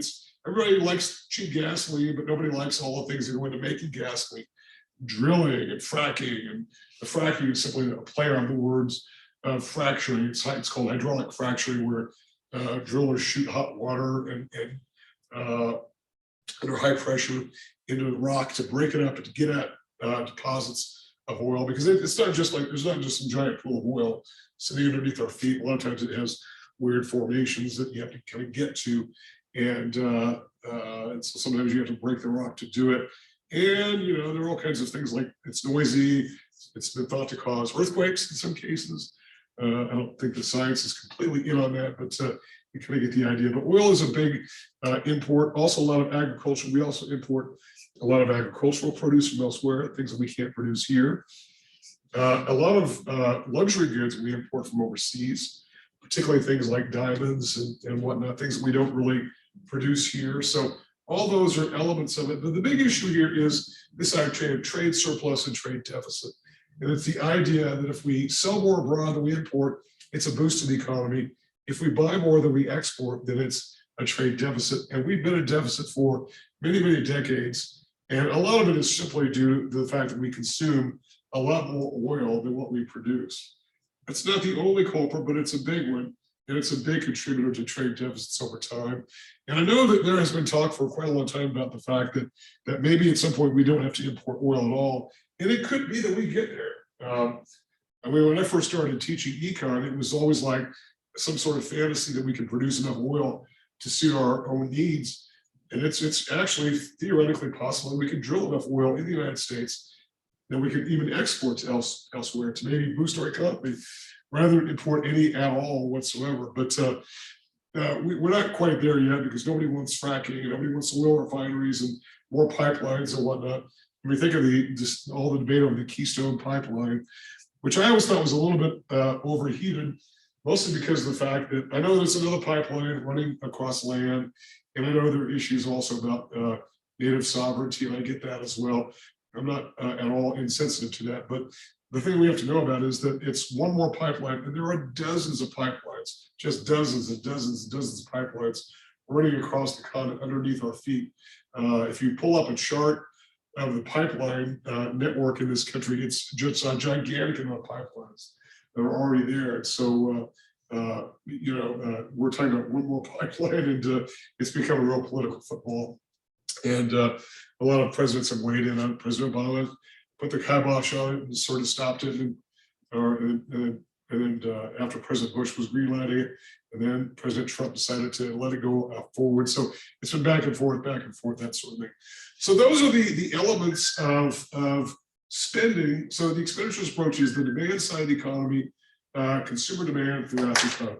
So if we're talking about all these added together, C, I, G, and net exports here, all contributing to this giant Y, this scoreboard here, then how much are these important? And that is, and if we're tracking business cycles, the ups and downs of GDP, then how much are these really contributing to it? And we're going to say that consumer spending is very stable, which is why we're pretty confident in sort of saying, okay, about 2/3 of total spending in the economy is consumer spending for the most part. And I think that's a pretty good ratio. It's not exactly that. During the last recession, not this pandemic related one, but during the last recession, I know it creeped up to about 72%, which is a little bit higher than 67%, which is what 2/3 would be. And it's mostly because of the great drop off in that this constituted a far smaller share of total spending in the economy. So, but for the most part, it's been very stable. On the other hand, investment spending is very volatile. So a lot of times changes in investment spending is what accounts for a lot of the changes in GDP overall. So if you want to know about where business cycles might come from, one of the culprits to look at is investment spending.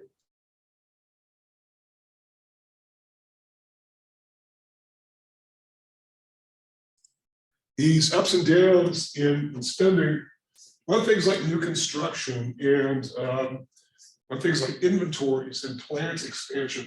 Remember, this is all business spending. So when businesses don't spend as much as they drop off their spending, or if they're disincentivized to do so, like if there are high interest rates, which is, I mean, even though rates are extremely low right now, even though the Federal Reserve raised rates a little bit last week and is set to do it, they're still going to be pretty low by historical standards. And so But if they get very high, then you can expect a big drop off in all these categories that fall under investment spending. So I think you're likely to see a lot of that happen. So this is very stable. That's the good news because it's such a large portion of the economy. This is very volatile. This is sort of uncertain, right? This varies. And so does this. This varies too, but it's also small. This varies, but is small. It's not really that big of a deal. I know that sometimes you'll hear from people talking about the trade deficit, and oh my God, the sky's falling because we have a trade deficit. When you combine that with our government's budget deficit, they call them the twin deficits. Both of those are issues, but they're oftentimes not anywhere near as serious as what some critics will make them out to be. The trade deficit in particular, you can argue that the trade deficit may actually be a good thing because, wouldn't we rather import oil from somebody else rather than deplete all the oil that we've got here in case we have a national emergency or a war where we simply have to depend upon our own resources? Wouldn't we want that reserve? And wouldn't we want to be able to, and don't we want to import goods that we can't get here from any other place like French wine and Persian rugs and diamonds and all that kind of stuff? So trade is not necessarily a bad thing. It's just that this is a number to account for the differences here because of the way that the money flows, which is how we're measuring it. All we're simply talking about is this is how we measure the value of output, because the value of output is what someone's willing to pay for it and what somebody's willing to receive for it. And what that is that they receive for becomes income. So the value of output equals the value of income. And so that's an important identity here that is important to talk about with regard to GDP accounting. Okay. All right. So are there questions for me about anything regarding the expenditures approach before we move on to the income approach? Okay, you guys are quiet.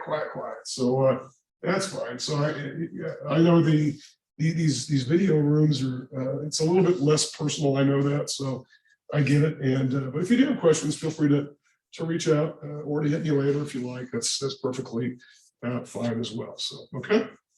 All right. So we talked about the first approach, which was the expenditures approach. And by the way, we oftentimes tend to focus on the expenditures approach a lot of times because it's sometimes easier to identify who's doing the buying.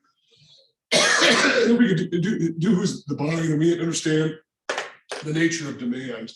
And so when we talk about the expenditures approach, we are truly talking about the demand side of the macroeconomy, which includes all the actors, households, firms, and governments. Well, the same goes with the income approach, which is simply put, the value of output equals the value of income. This is the supply side of the macroeconomy. And so in the supply side, we should be careful about simply taking the idea of supply side and thinking, okay, it's businesses, that's the suppliers. Yes, it's true, but also keep in mind that households are also suppliers because they supply labor. And in fact, in terms of income earned throughout the economy, the vast majority of income that's earned is household income in the form of wages and salaries and tips and all that sort of thing. Wages, salaries, commissions, bonuses, tips, all those go into that. And it's actually larger, to be honest with you, than the total earnings of corporations.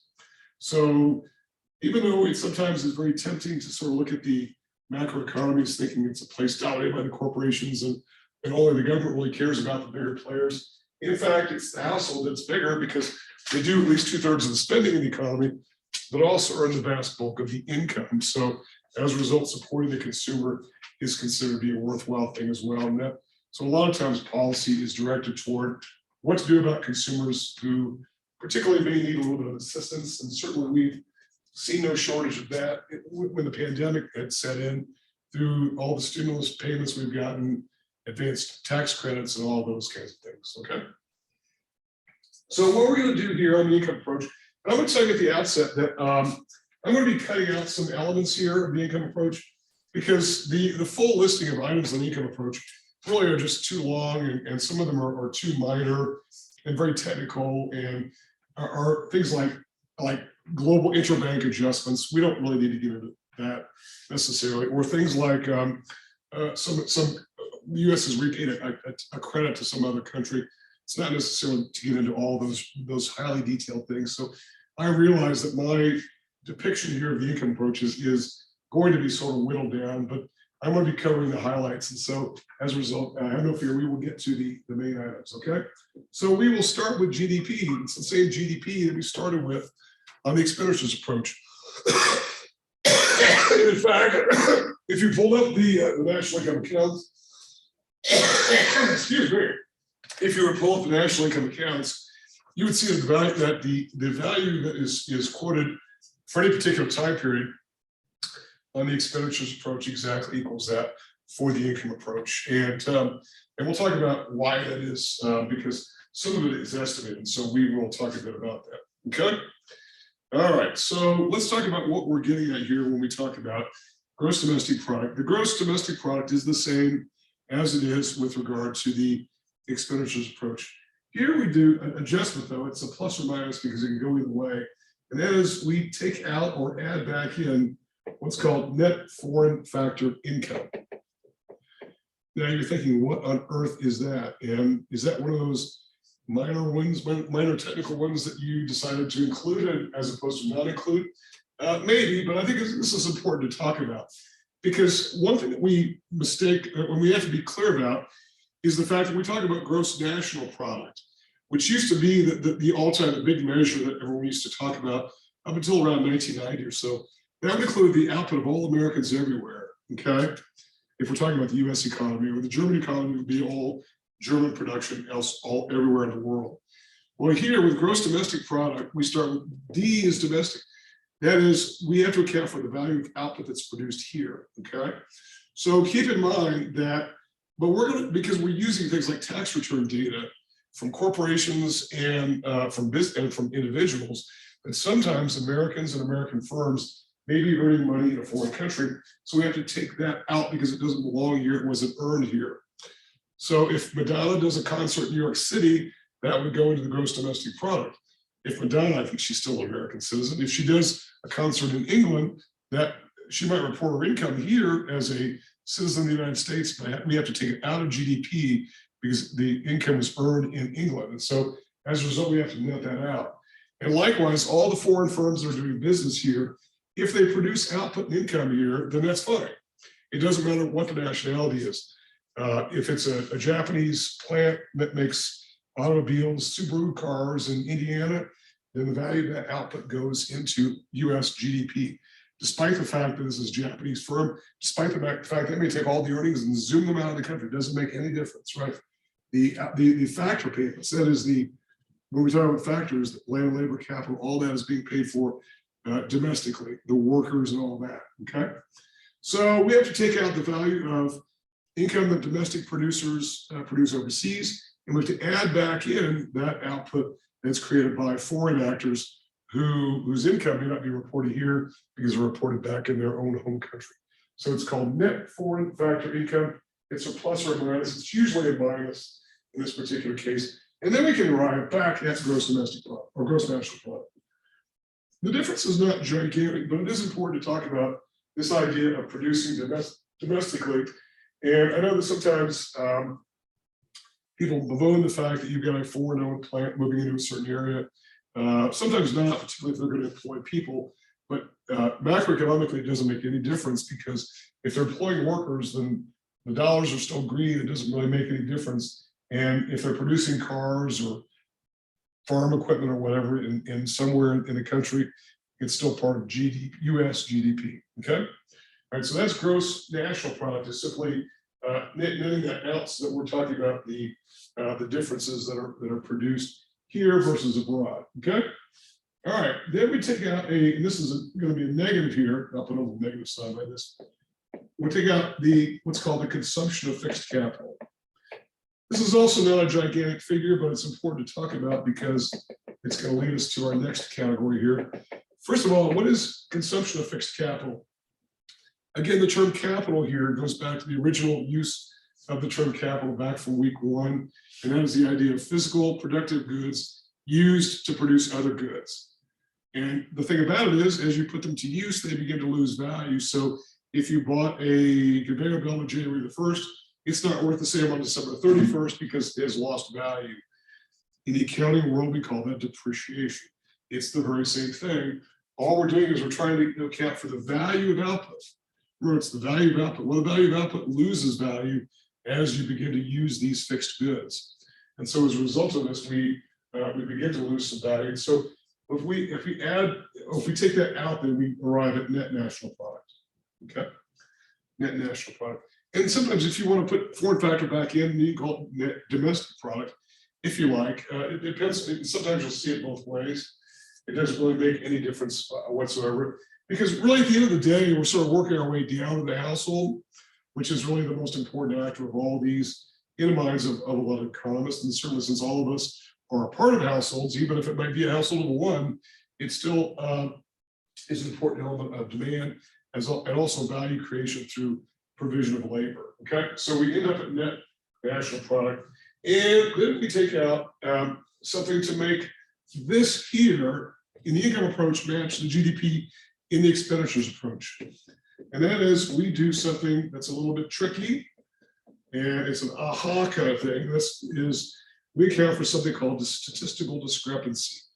And that is the idea that we don't have a giant supercomputer capturing every time somebody does something like goes to the store and buys a bag of chips and works a little bit of overtime, gets paid a wage, sells a bicycle to somebody next door or whatever. But there's always going to be a variation in what we get from the expenditures approach to the income approach. And so to make them balance, because they have to, as a logical matter, the expenditures approach has to equal the income approach.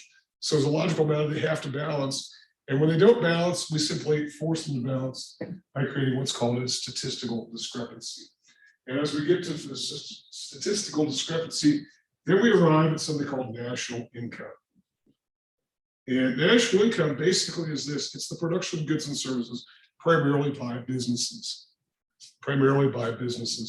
And even though households are an important element of it too, when we talk about the production of value, it's almost always a function of business production. And if in fact it's you as an individual doing something, then that makes you self-employed, that makes you a business. And so if you do something like grow your own vegetables or whatnot, even though you might not be in business to sell to somebody else, that doesn't affect, it's something that we're not going to account for in GDP. But if you do sell it to somebody else, then that makes you self-employed, and that makes you a de facto business entity. And so pretty much all output is produced by businesses for the most part, even if it's individuals producing output. There are differences, and we'll talk about some of the shortcomings with GDP. One of those is household production, but it's got to be fairly small. For the most part, the creation of income is produced by businesses, and we call that business income, national income. And since most businesses that are dominated by corporations, we have to now start taking into account government's role here. And as we take out corporate income tax. So we take out corporate income tax. Okay, so we take out corporate tax, and we also take out, let me see here, we also take out transfer payments. We also take out transfer, which is going to be interesting because we're going to add them back in a bit later. So transfer payments, so we take those out. National income is then a deduction from corporate profits and profits tax and transfer payments. And then we arrive at something called personal income. Personal income, or PI. And personal income is basically, now we're working our way to the household. Now, by the way, if you're thinking, well, okay, well, there's more to government taxation. I mean, if government earns an income, so to speak, from taxing, that's more than corporate income tax.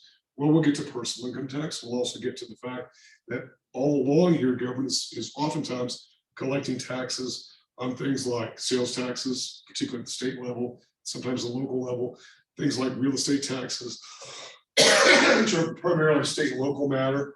So they are collecting at various points along this particular chain, particularly as we get down below national income. That's when government starts to take its bit of the action here. And there's just simply no avoiding it. So personal income is what then? It's defined as household income before income tax. Household income before income tax is personal income, okay? Excuse me. Oh, sort of getting a cough away here. Give me just a second here.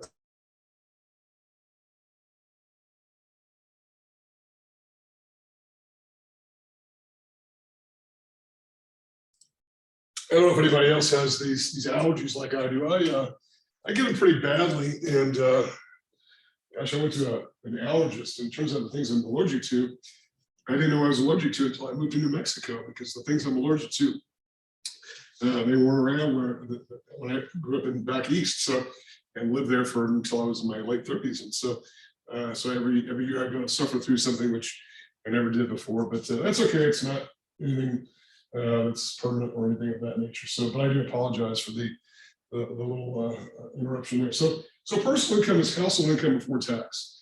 So since I'm out of room here, let's just sort of move this up to this one here. And then let's just take out personal taxes, both income taxes, both income taxes, well, I won't even say income tax, personal taxes, whether it's income taxes, sales taxes, real estate taxes, whatever kind of taxes. And we work our way down to the very bottom line here, which is called disposable income, or DI. Disposable income, or DI, and that's really the bottom line of how far we go. Now, in fact, if you pull up the national income accounts, it actually, the official accounts stop at personal income, mostly because personal taxes haven't yet all been levied. So particularly the income taxes.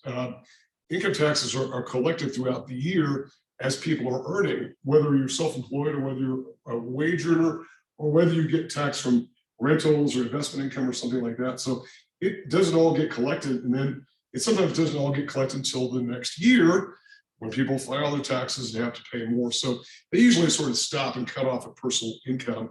But we can impute this figure because we know very clearly what personal taxes are, and we arrive at disposable income, okay? And that's sort of the bottom line, defined as household income after tax. Household income after tax.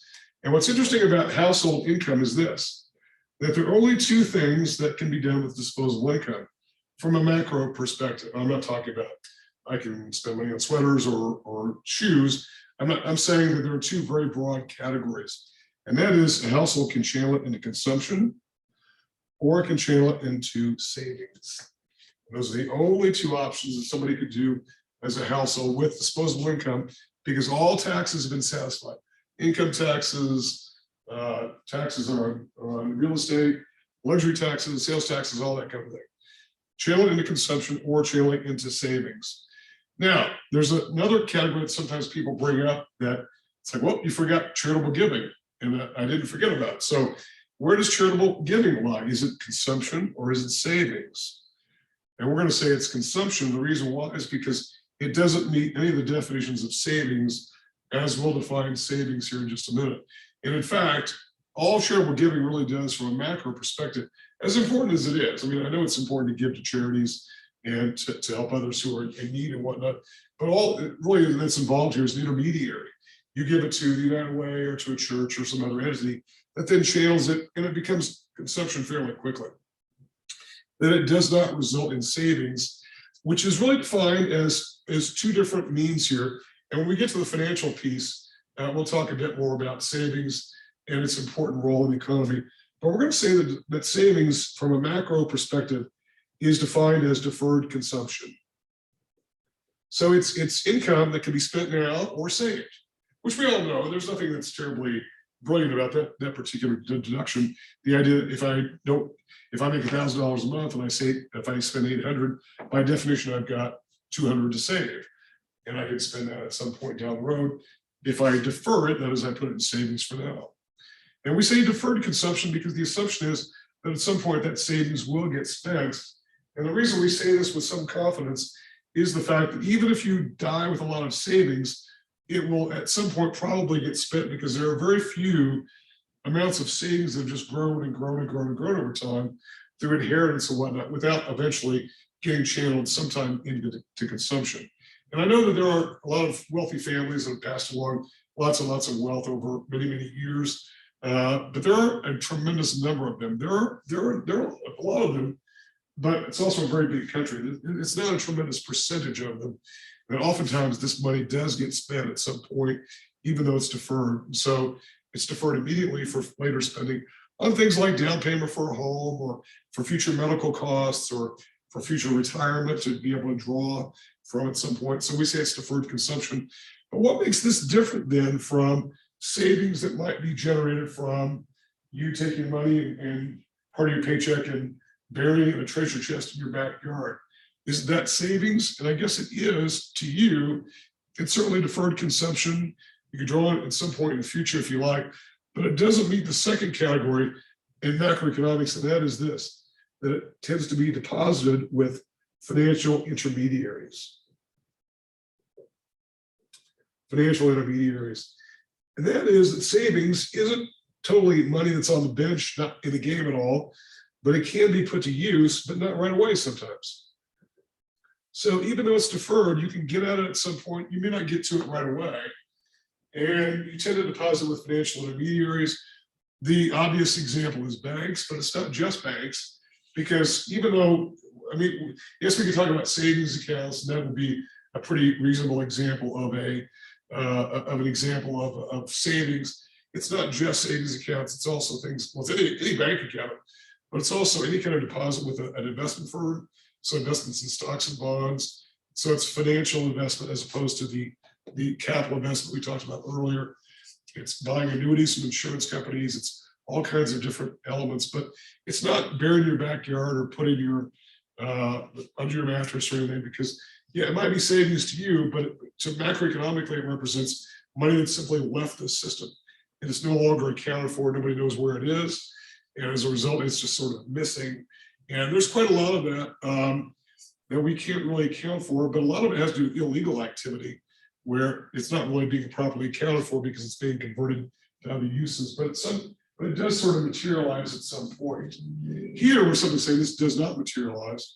And by the way, I know that my early days in banking, I was probably in the sort of the tail end of people who were just beginning to die, who had lived through the Depression as adults and lost their money in savings.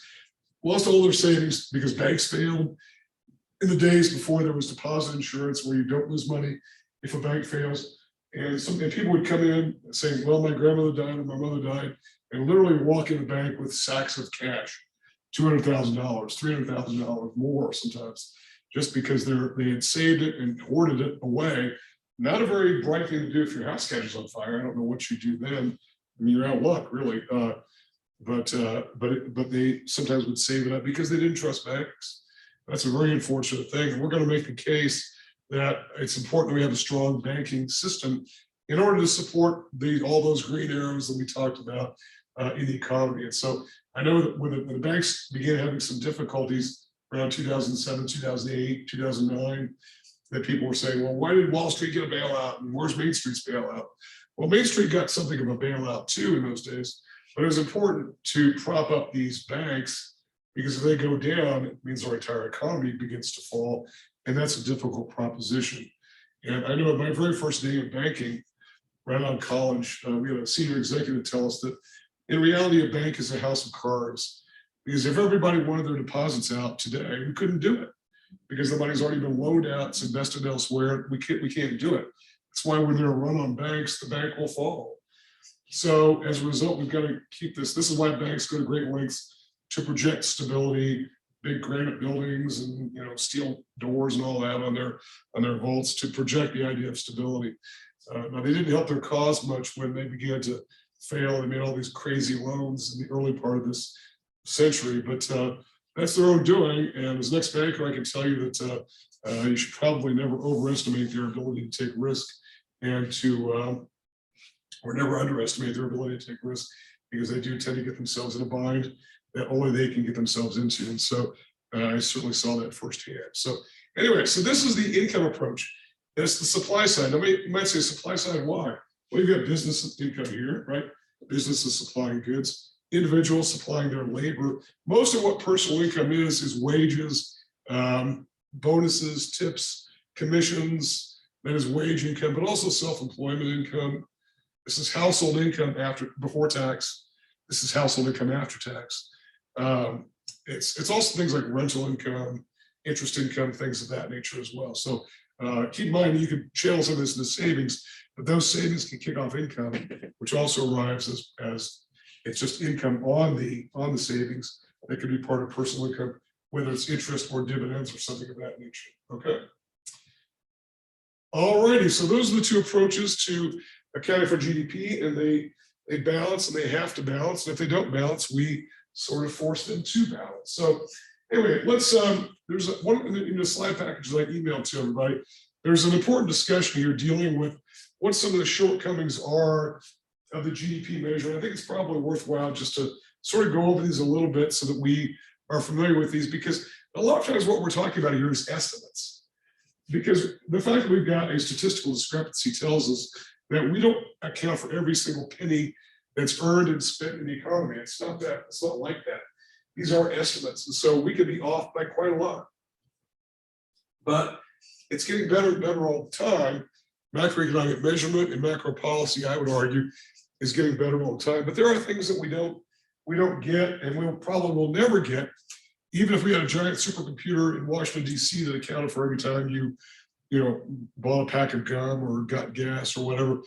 It wouldn't account for things which are uncounted for anyway, such as household production. So if you grow your own food in your backyard, you grow your own corn and tomatoes and whatnot, and you don't plan on selling it to anybody, or even if you do, and you sell, you're probably not going to claim it in your taxes. You're probably not even going to think to do it, even if you do that. But if you grow it for your own consumption, it's not counted for in GDP. There's no way to account for it. And so as a result, it's missing from GDP. Is it a big deal? Probably not that big of a deal, but there are elements of this that can become larger, particularly as this entire growing area of what is called household economics, which is really sort of a branch of microeconomics, is talking about the idea that we're missing some things of output as it relates to care of family members. And that is, if you care for an elderly relative or a child in your house, you're performing a service that doesn't get compensated for in GDP because you're presumably not being paid.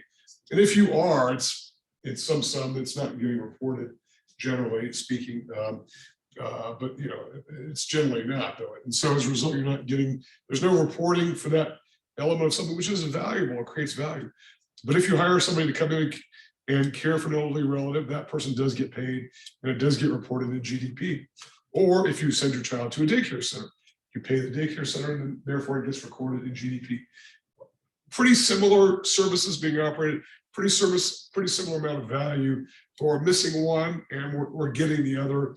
So that becomes a little bit difficult. Also, if you say add a deck onto your house, you go to Home Depot and buy all the lumber and the screws and the paint and all that. The only thing that gets accounted for in GDP is the value of those materials. If you hire a contractor to do it, everything that you pay the contractor goes into GDP. So what you do yourself does not get accounted for in GDP. And so that's an important aspect of this, is the idea that we're not accounting for everything, because we're missing some things. We probably always will miss things. Also, things like barter transactions are not accounted for very well. If you say to your neighbor, hey, I'll repair your gutters if you rebuild my engine, for instance, on my truck or whatever. And if you consider it a fair swap, then you consider it a fair swap. And you get two elements of value being created: a repair of gutters and a rebuilding of an engine. But neither is accounted for in GDP, even though they are repairs, and they should have been. And in fact, the tax law requires you to claim them, but most people have no idea that you're supposed to report that, so it doesn't get reported. And it's not because they're trying to skirt taxes, just because who would have thought to have done that? So any kind of a barter transaction, you do this for me and I'll do this for you. And maybe it's something that's ongoing even. You agree to shovel their walks if you've got a snowplow or whatnot, and they agree to take out your trash or whatever. I don't know, or rake your leaves or whatever.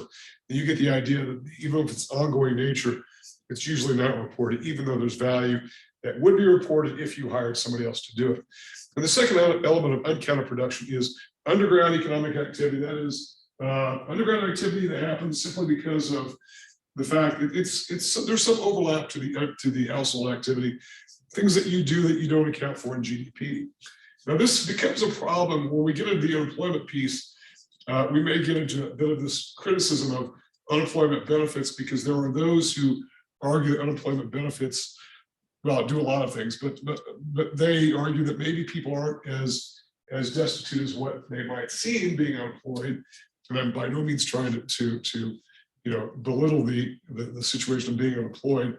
But their argument is that maybe they're actually earning income but not reporting it somehow, particularly those who receive unemployment for month after month after month. The idea is, how can anybody possibly survive on that very much reduced amount of income of unemployment?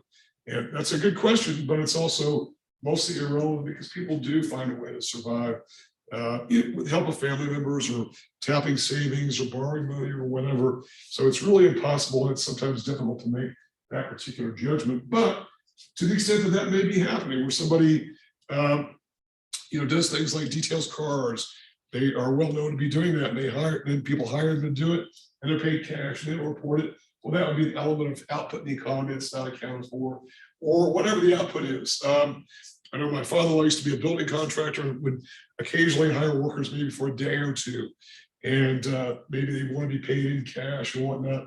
And should he have done that? Well, probably should not have done that. Probably should have withheld Social Security and all that. But he didn't ask me before he did that. But you get the idea. It's probably unaccounted for somewhere. We're probably not accounting for that in total output of goods and services. So that would be an example of it.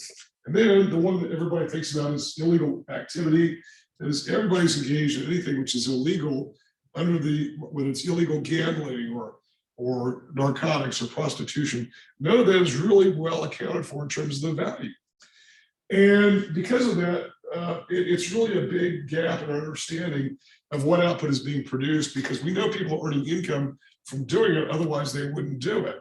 So if you're selling drugs, you do it in order to make money, but you're probably not reporting it on your taxes. If you are, you're probably gonna have a serious problem if you do. So as a result, this is one of the ways the government tends to get people who are engaged in illegal economic activities, is because they often don't pay taxes, because why would they? But the size of the drug trade, for instance, can only be estimated, and I've heard figures that are all over the place as to the estimated size of the drug trade. I don't think it's really that possible to know, because and particularly now that we're moving into cryptocurrencies, Bitcoin and Ethereum and all these others, I think it's really difficult to know what the value of a lot of these illegal activities are.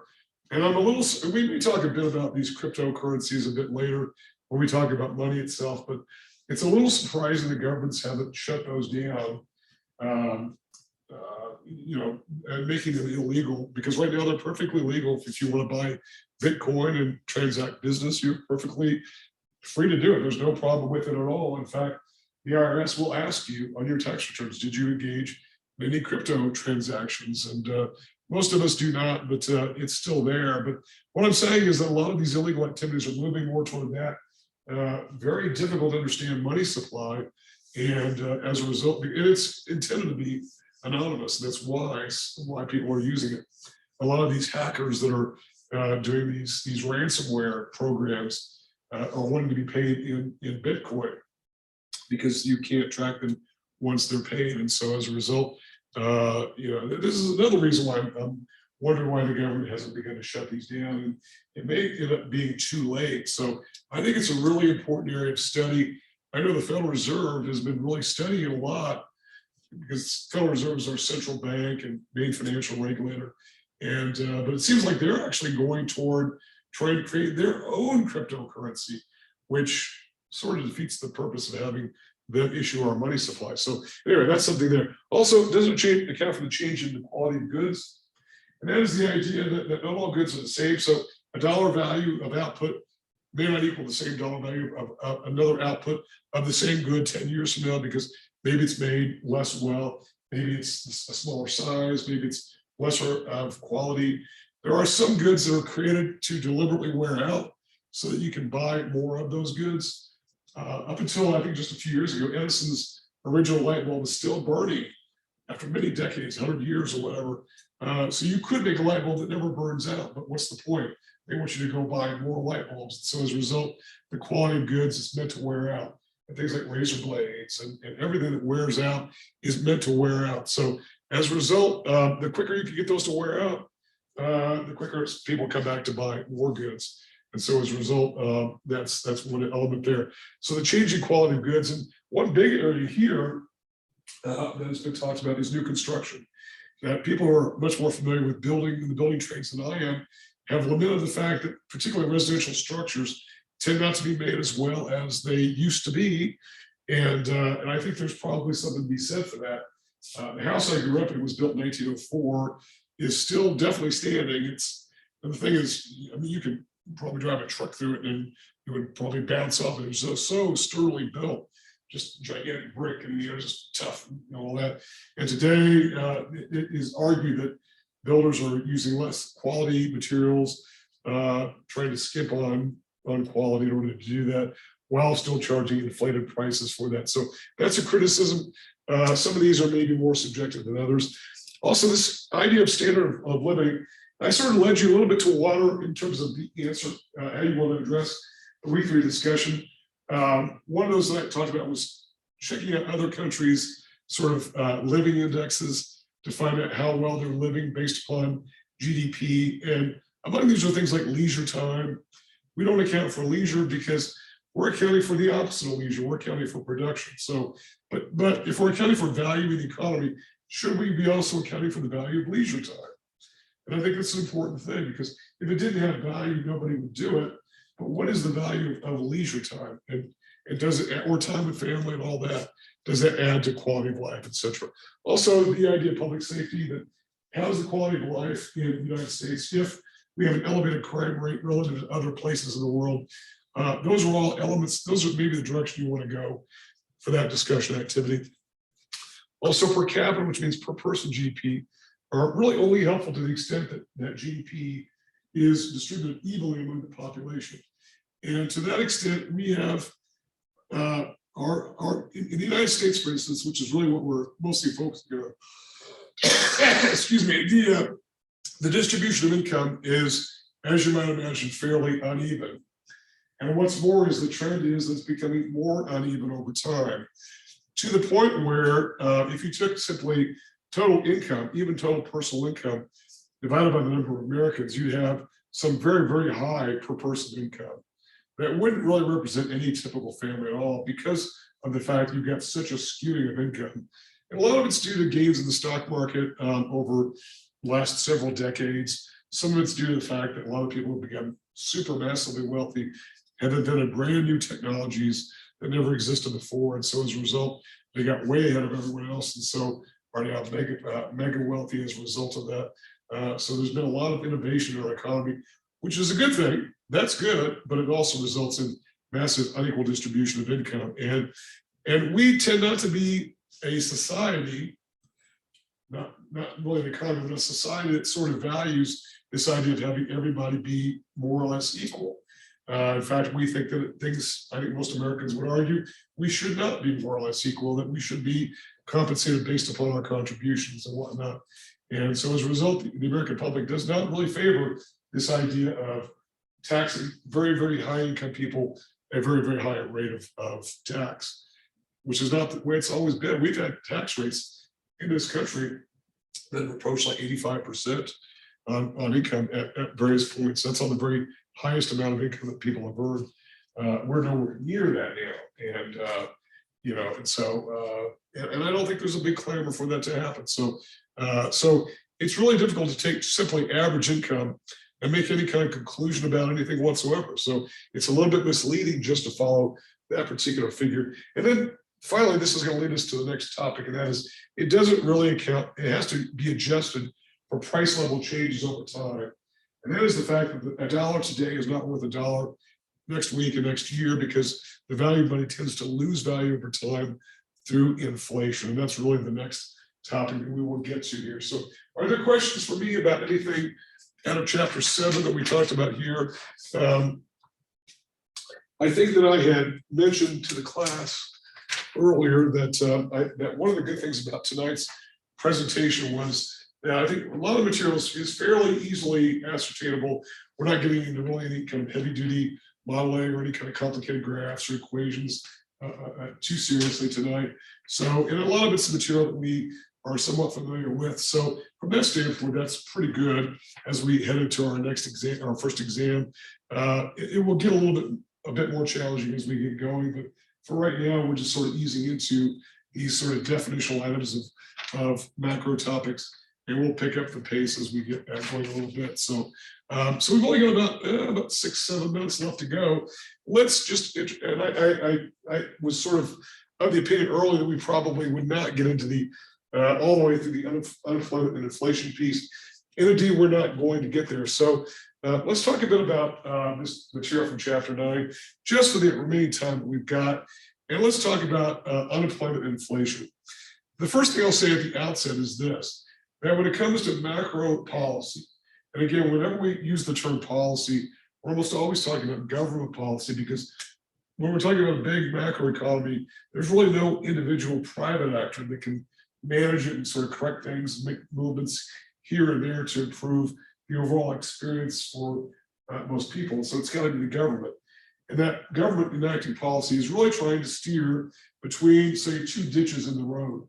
And by the way, there are all these automotive metaphors that are used all the time in macro. And that is the idea of all these examples, like trying to speed the economy up, stepping on the gas, slowing the economy down, hitting the brakes, or trying to steer between these two perils, two ditches, unemployment on the one hand and inflation on the other, trying to keep the car between those two of those, to have maybe a little bit of both, but not too much of either one, and certainly not driving into either ditch around the very high inflation with very little unemployment, or lots of unemployment with very little inflation.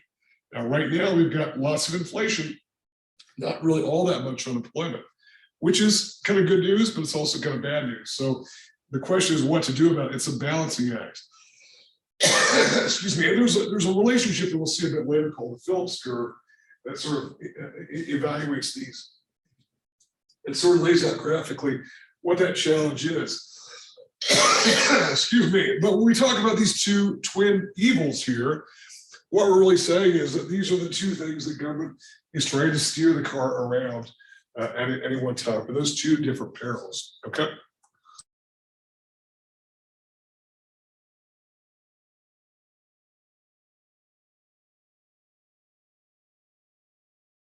Okay, so trying to maneuver the car around those means dealing with one.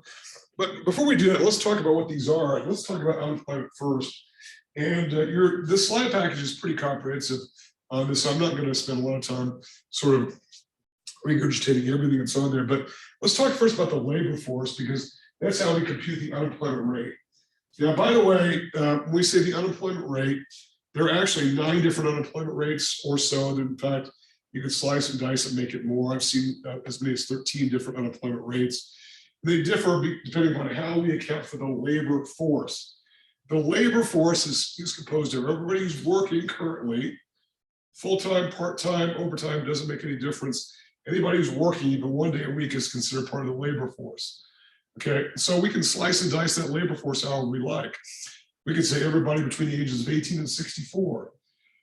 Which is most people who are working are within those parameters, or 25 to 64 is usually considered those who are mostly full-time workers. If you're between the ages of 25 and 64, if you work at all, you're probably a full-time worker. And so we can sort of track your income as being mostly full-time. It doesn't mean that everybody who's 39 or whatever is working full-time. It doesn't mean that at all. It just means that that is a one particular slice of the labor force, depending upon how we define it. So the labor force, though, is those who are working, but it's also, though, and this is a little surprising to some, those who are looking for work. Because the assumption is that if you're looking for work, you will eventually find it if you are looking for work. Now, that may be an overly optimistic assumption, particularly when the economy is really in bad shape, but we've got ways we account for that as well, based upon the types of unemployment that we might see with regard to cyclical downturns in the economy. So labor force includes everybody who's working and those who are available to work and are looking for work. And we know who they are because they tend to file for unemployment benefits. And as part of that benefit, of simply getting a benefit without having to really do anything, well, the doing thing is simply reporting that you are looking for work. And here's what I did in the last week to look for work, et cetera. That's what that reporting requirement is. Now, this seems like it's double counted because when we take the unemployment rate, this unemployment percentage, and again, there are all kinds of different percentages of unemployment. There are like 9 different measures. But the unemployment rate, which is expressed as a percentage, is simply the number of unemployed people divided by the number of people in the labor force. And I know that when we do this, it seems like we're double counting because the labor force also includes unemployed people. So it's like, well, wait a minute, you're pumping up the denominator in order to express a lower unemployment percentage. Well, that could be a conspiracy theory on here, but that's not really what's going on. What's going on is the fact that those who are unemployed in the labor force will be part of the workforce eventually. It's important to account for what the labor force is, because the assumption is you will find work, because the most of the people who are unemployed are temporarily out of work, but will find work at some point. And so as a result, you might end up with some sort of percentage like 0.048 or whatever. And if you multiply that by 100, you get rid of the decimal and you end up with the percentage here of say 4.8%, which is about where we are nationally right now, at about 4.8%. It's revised every month. Every month we get new unemployment data, usually at the end of the first week following some new month. So in a couple of weeks, we'll get unemployment for March. And so we'll know what that is. So the only reason we multiply it by 100 is to take the decimal away and make it a percentage. So that's what the definition of the unemployment rate is. Again, we could define the unemployment rate differently depending on how we compose the labor force. And we do see there is a teen unemployment rate, 16 and 17-year-olds, which is much higher than it is for the general population. But in that case, it's usually not considered to be an overwhelming problem, mostly because they tend to be dependents of others. And so there are different ways to compute this, but this is the most basic way, taking this idea of mostly 18 to 64-year-olds and then computing the number of those who are unemployed. Now, people drop out because they're no longer working, and we call them discouraged workers, and they simply go away, and we're not accounting for them at all. And that's a problem, and we will talk about that next week when we come back. So we're out of time. So are there any questions for me? Now that I can hear you guys finally, supposedly, so. Okay, well, when we come back next time, and I'll be available all week, and so remember to post those discussions. You can, if you didn't do weeks 1 and 2, go back and do them. I'll give you credit for them. I don't want to see people lose credit on what are some fairly low-hanging fruit. So try to grab that if you can, if you haven't already done so. And I'll try to get to look at, I want to look at them all at the same time, so I'll wait till Friday to do that. So try to get on that by Thursday. Meantime, get with me if you have any questions about anything. Feel free to get with me. Have a great rest of your week, and I will see you guys next Monday. Bye-bye. Thank you. Have a good night. Bye-bye.